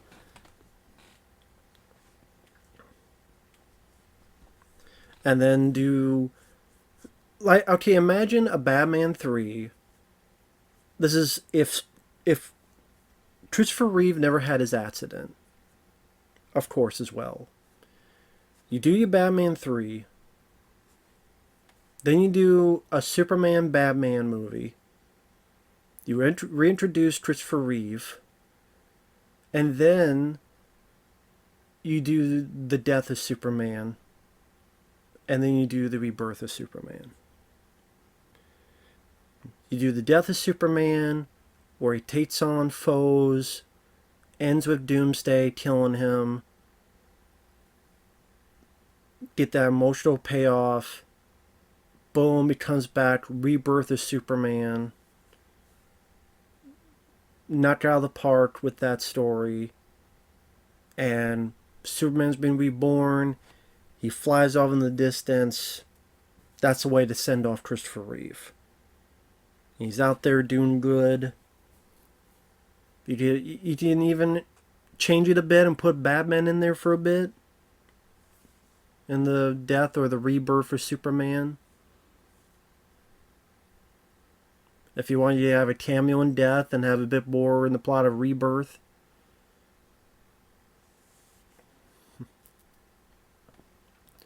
But sadly, that just wasn't the case back then. They didn't really think of that stuff back then. And that's one thing I did give credit to Marvel. With Iron Man, Incredible Hulk, all that stuff. I did give credit to that at least. See, you remember the couple at the beginning? You have the two parents and the kid. Thinking it's going to be Bruce Wayne. No, here's the backstory. Here's the origin.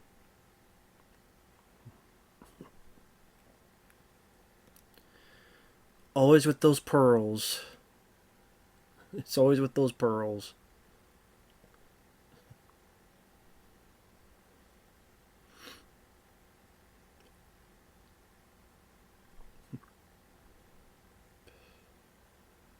Tell me, kid, you ever dance with the devil by the pale moonlight?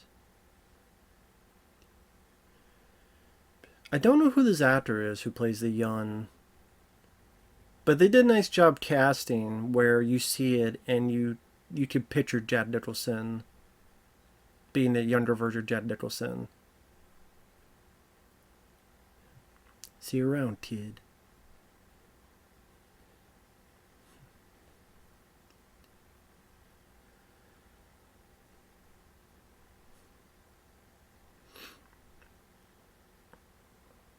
Let's see, this is where Alfred leads Tim Basinger here.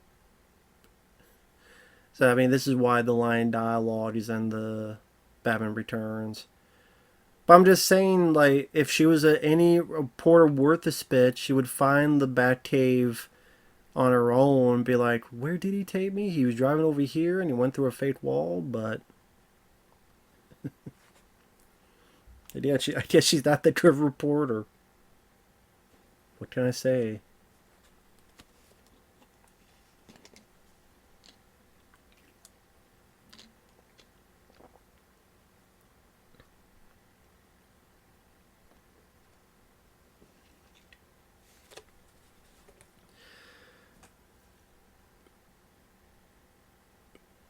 And then this love story doesn't really go anywhere, and that's another thing that's kind of like this build-up of this love story that goes nowhere. And that's kind of a thing about it where, as much as I like the film, I'm not going to sit here and say it's perfect. Very rarely is a film perfect. I mean, it's hard to think of a film that's perfect. But it is, in retrospect, like this love story that just goes fucking nowhere, man. Are we going to try to love each other? Yes, until the next movie, where she's gone and disappears.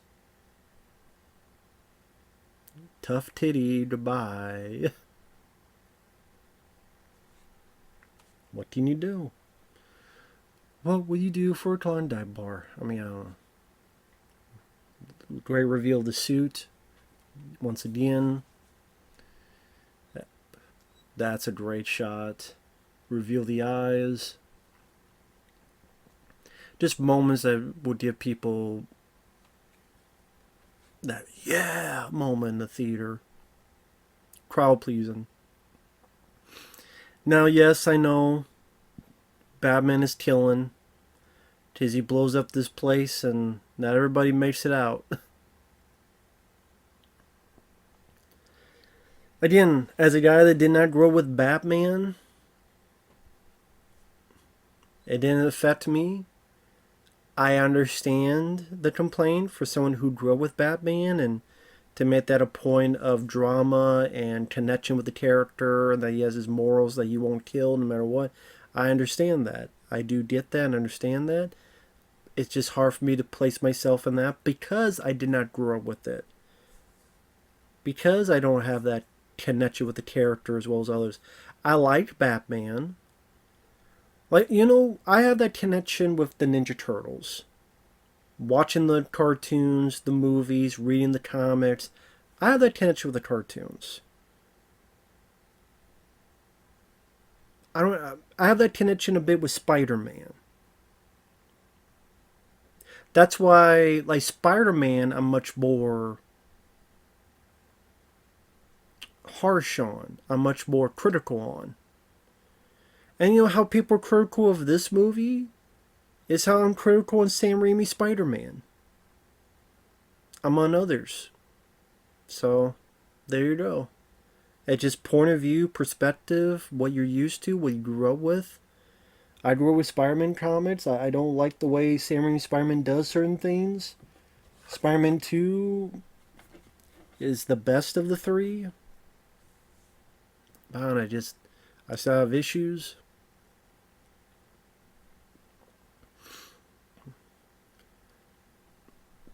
People grew up with different stuff. I grew up with this Batman.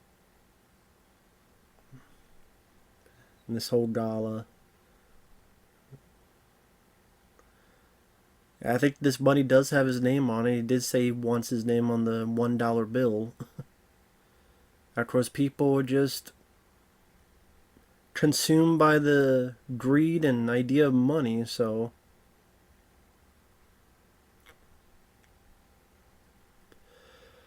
there you go.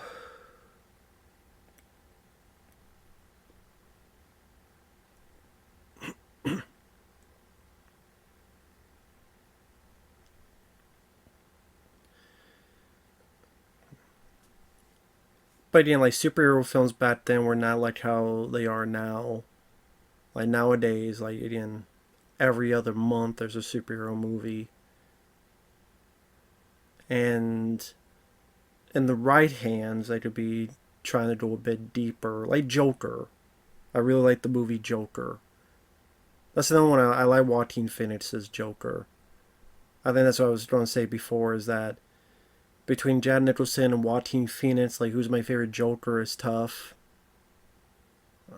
I probably still go with Jack Nicholson Joker, but Joaquin Phoenix did a great job as Joker. And that's a film I do enjoy. And that's a very different take on it. I don't know why that shot looks a lot dimmer. That wide shot of the parade. At least on this Blu-ray. There's Robert Wuhl. Which he was supposed to get killed off and then that didn't happen. Which I don't know why they changed their mind when they were never going to use the character again. But whatever. But I mean, it's great that they got the Batmobile in there. Great they got the Bat plane in there. Looks really cool. Get more of that Prince music. Who do you trust? Money, money, money. Who do you trust? I'm giving away free money. Where is the Batman?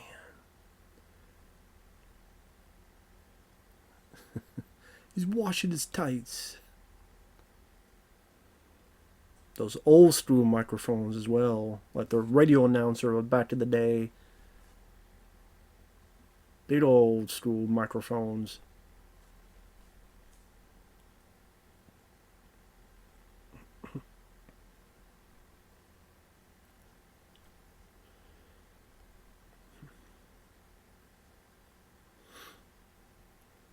And this was going to kill everybody.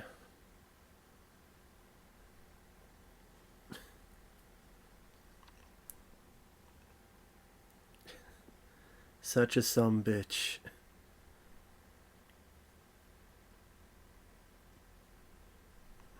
There you go.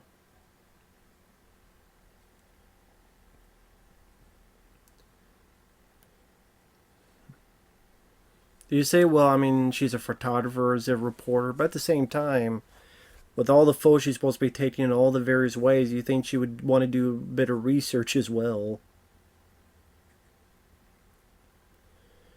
Kim Basinger, I haven't even talked about her. I mean, probably her other famous films would be like Nine and a Half Weeks with Mickey Rourke. She was in L.A. Confidential. She was in a film I like called Cellular with Chris Evans. I think that's a good thriller. That's an underrated film. And then, yeah, I think this is the last we see Robert Wuhl. No, we see him one more time where he gets knocked out, I guess.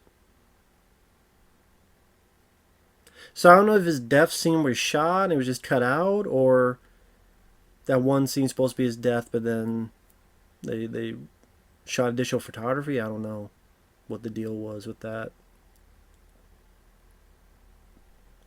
Just seemed like a lot of work for them to try to reshoot just for a character that barely anyone remembers.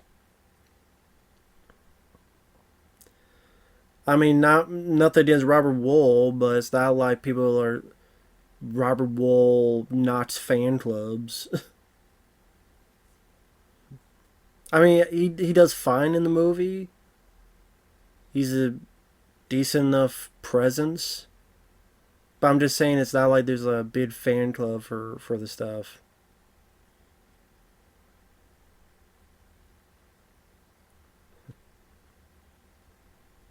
There's Knox.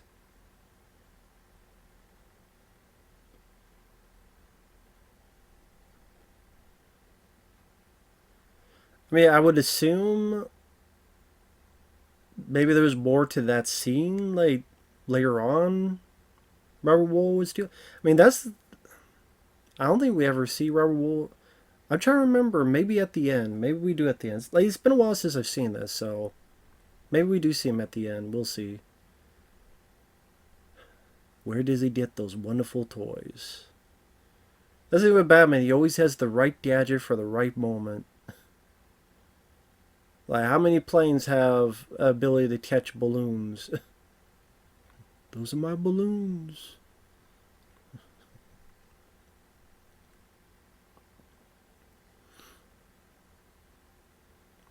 Sayonara. Fuck you and your balloons. Well, there's still people alive there.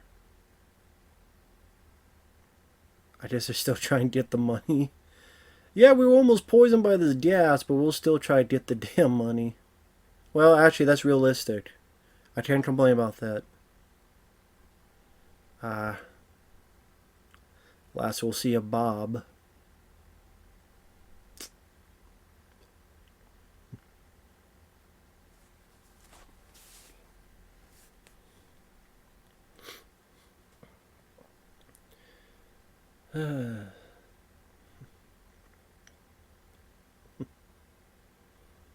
Love the bits with this plane. That's a beautiful shot with the moon. That, see, it's moments like that that just make the film work. These great shots that just embed into people's minds ever since they first saw it. And you get enough of those good moments, they can flitter it around the movie, create something that people will remember and have a warm nostalgia for, and helps it last throughout the years. Listen, I love the architecture of Gotham. They really made it its own character. It wasn't like, oh, it just looks like New York or it just looks like Chicago. No, it really did make it look like its own character. This is Gotham City. And that's the thing, is that DC was in its own unique universe. It wasn't in our universe. Like Metropolis and where was Flash at? I forget. Detroit City? No, I forgot what the hell it was called. Not Detroit, but I forgot what it was called. But again, unique names of cities. Like Marvel seemed like the more real, despite its fanciful stuff, and then DC was more the fanciful heroes, which was fine because it made them different. And people are like, well, Zack Snyder tried to make it different, and then they just wanted to make it more Marvel. Well, Zack Snyder's difference was... differences automatically mean good. Like, okay, you want different idea. Like, this I would call different from a new Marvel film. But it doesn't have... You know... Superman out of the blue coming out and be like, I don't fuck this plane up, and I'm tired of being Superman, and I'm sad.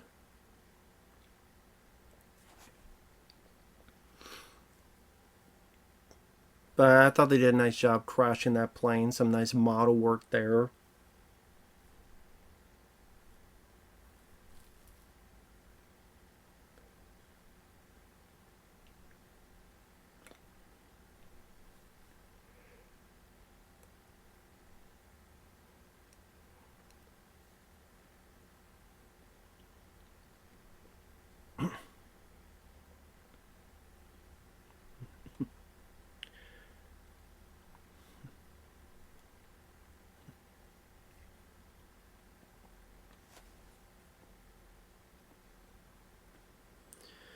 I think that's the other thing people got upset, is that Batman would kill the villain or get rid of the villain. Just same thing happened with Spider-Man as well. Like, oh, don't get rid of the villain, keep him alive so he can come back. But that's the thing, is that to make the difference between movies and comics, unless you have a definitive ending for it, planned, I find nothing wrong with that, because the thing with comics, they have to keep going for potentially decades and decades. So they don't want to kill a villain, or they kill a villain but he comes back 85 different times.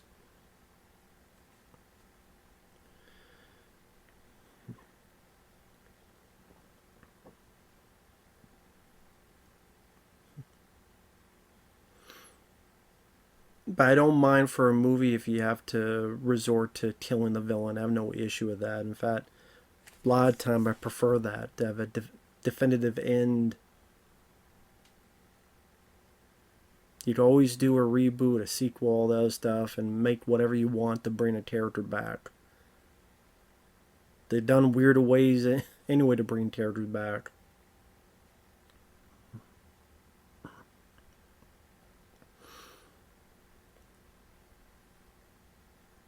Now we're at this old school cathedral. And some nice architecture here. Way this is all set up. Yeah, these cops are a little bit late to the party.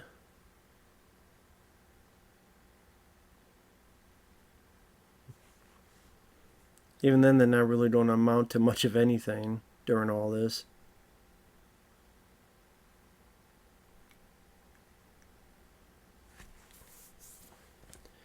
That's the thing. It would have been nice to see a lot of potential stuff, like a potential of like Commissioner Gordon being close with Batman.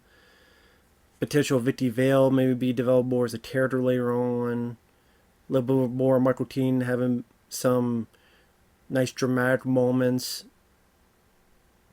to play up on in future installments.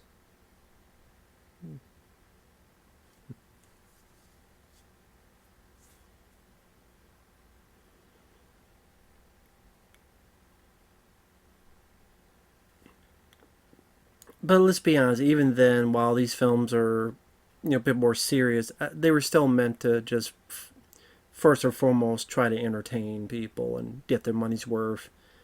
Popcorn entertainment. Hell's bells. At least find some way so the cops can't do anything. Batman's got to do it on his own. The cops can't do anything. You're not going to lift that. Don't even try. Come on, Pat Hingle.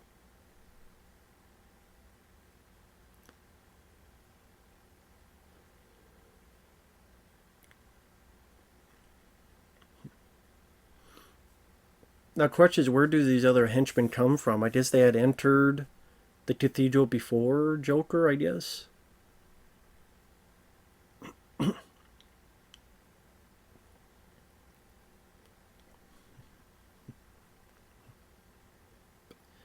Yeah, the idea of Batman and a few people to fight, at the very least.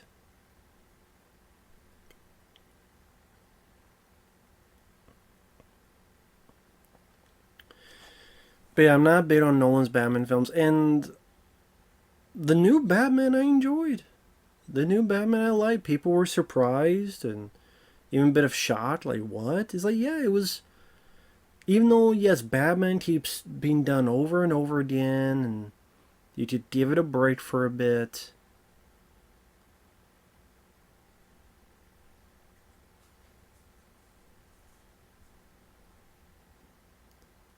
Yeah, this is more of the Raiders of the Lost Ark thing I was talking about before. Not so much the sword guy, but this one where the guy's doing all this flips and stuff, and all he has to do is just one thing, boom, he's down.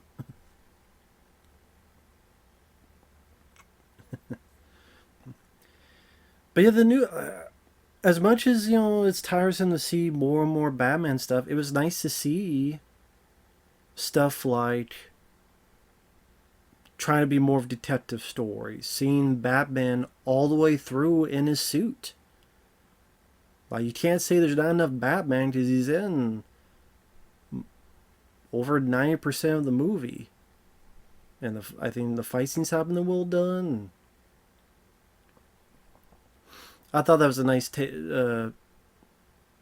technique of the music where it plays to every swing and miss that the bad guy's doing the Batman. Do-do-do, do-do-do, do-do-do, do-do-do. I was talking about like the Prince soundtrack. I mean, if you think about it, movies nowadays never... I get it, the movie comes first. But remember how back in the day they really did care about the soundtrack? Number one, because they wanted to sell it. And they hoped that you would buy the CD. But they'd really try to work on the soundtrack, the music, to make it as good as possible. And they don't even do that anymore. And not all the time, but many of the times, you just don't remember the damn music at all. Like, you don't remember anything of the music. Like, I can't tell you anything about the music of the Eternals. Or Doctor Strange in the Multiverse of Madness.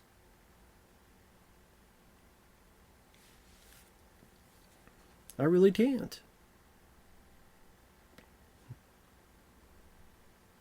And Batman got his ass kicked.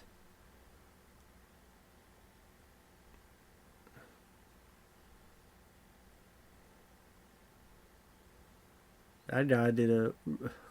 For a second, he was ready to do a damn cannonball. I know, Batman killed, I know.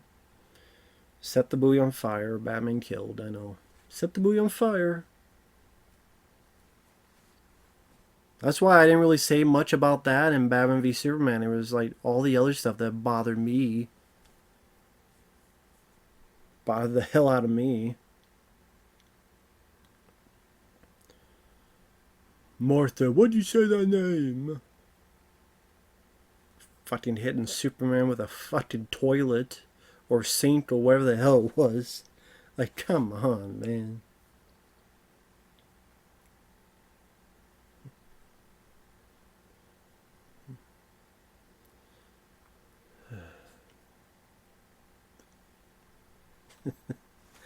I'm sorry, I like Jack Nicholson's reaction to this.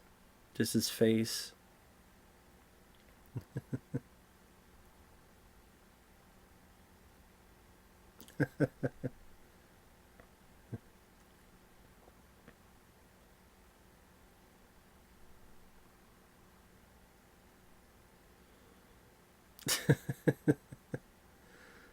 Excuse me. You ever dance with the devil in the pale moonlight?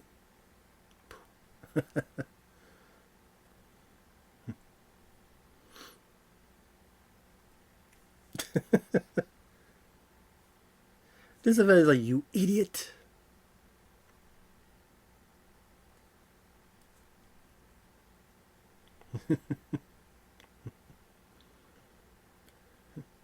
I love this interaction.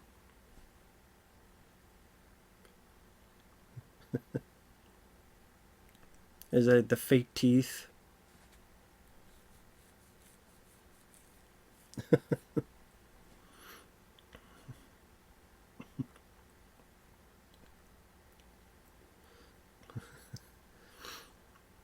You killed my parents.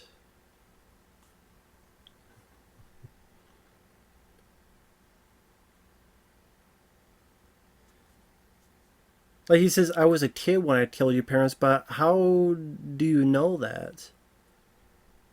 Like, okay, he said you killed my parents, but he doesn't know who this guy is, so he doesn't know if it was a year ago, 2 years ago. I don't know.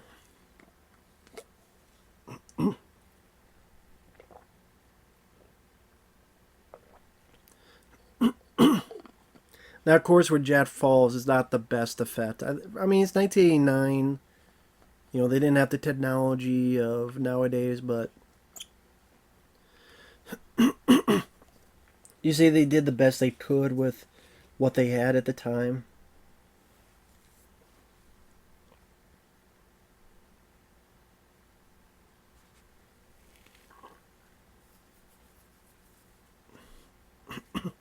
Joker being a damn turd in a bowl, being a damn troll.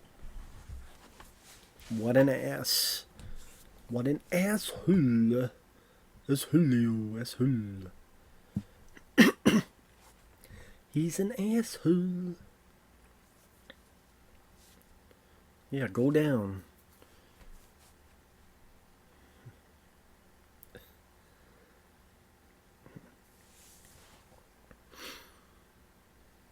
And yeah, Batman just became really.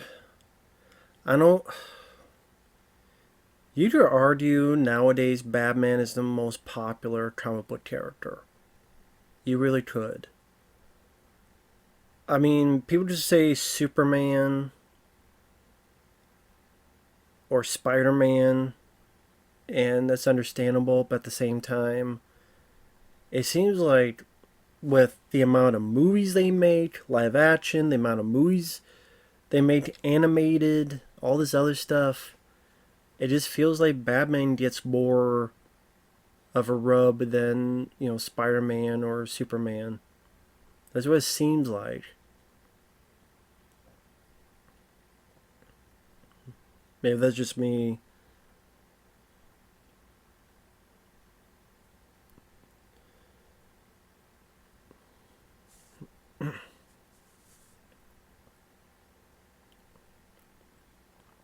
Although, to be fair, I mean, the Spider-Man, the last one, made a lot more money than the Batman, so... Although the Batman, I really enjoyed, it did have a long running time. On the flip side, Avatar 2 did as well, but didn't hurt that box office, so go figure. Yeah, the fall of the Joker, I mean, it may not be the best effect, but I think for the time they did what they could. You know, it's not 1999, it's 1989. And I've seen far worse. I've seen far worse.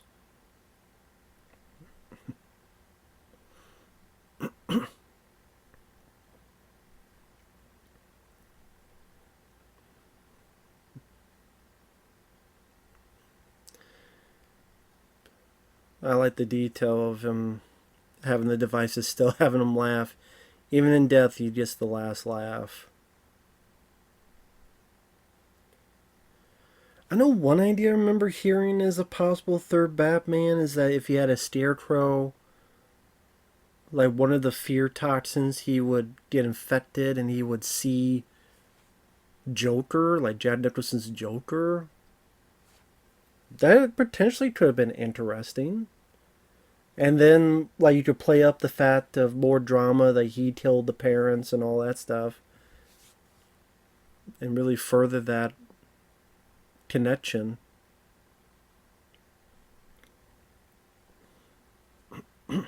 There's Robert Wuhl. Okay, so we did see him again.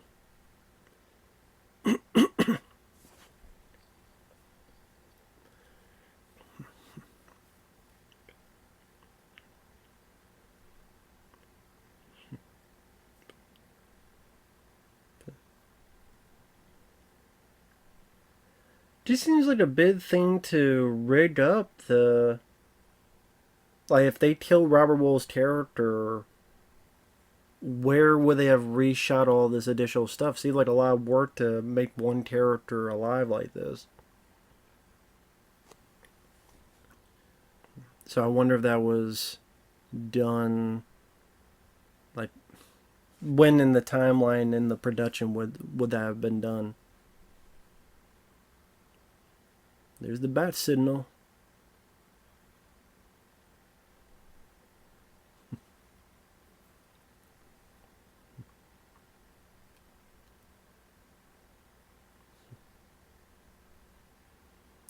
And yeah, this is, I mean, I know Vicki would appear in some comics. Again, I just didn't know how prevalent later on.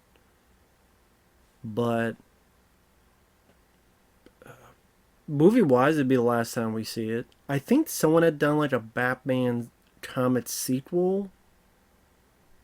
And from what I've heard, it wasn't really that good. Like they did one with Tommy Lee Jones' Two-Face and stuff. And having Michael Keaton's Batman, again, comic book threequel, I guess, but they said it wasn't really that great. But yeah, that's the last time we see her.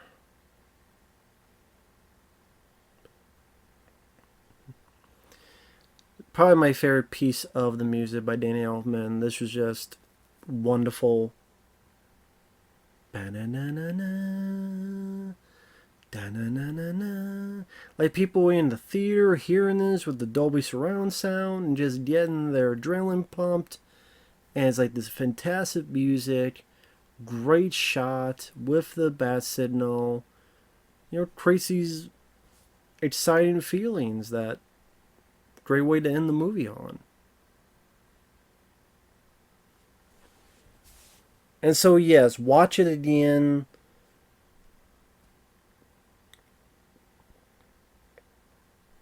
William Hootkins. Yeah, that was the guy who was the dirty cop. I think he was in this film I liked called Death Machine a few years later that went kind of straight to video with Brad Dourif, and I believe that could be the same guy. Yes, there's part of you that wants a bit of a deeper, serious story with more development of the Joker killing Batman's parents. The love story that, you know, after this one, it never went anywhere. So if you kind of go, what was the point of the love story? But I feel like some of the pieces were there, and you really could have gone further in future installments. And that's the thing, though, is that, yeah, they were sequels, but you also kind of, I don't know what I'm saying. It was what it was. What did you do? I still enjoy the film. Still a good movie.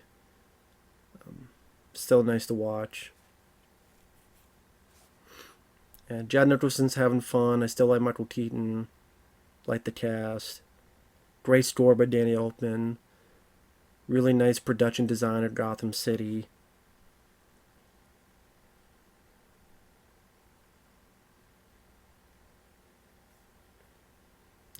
Still a fun film.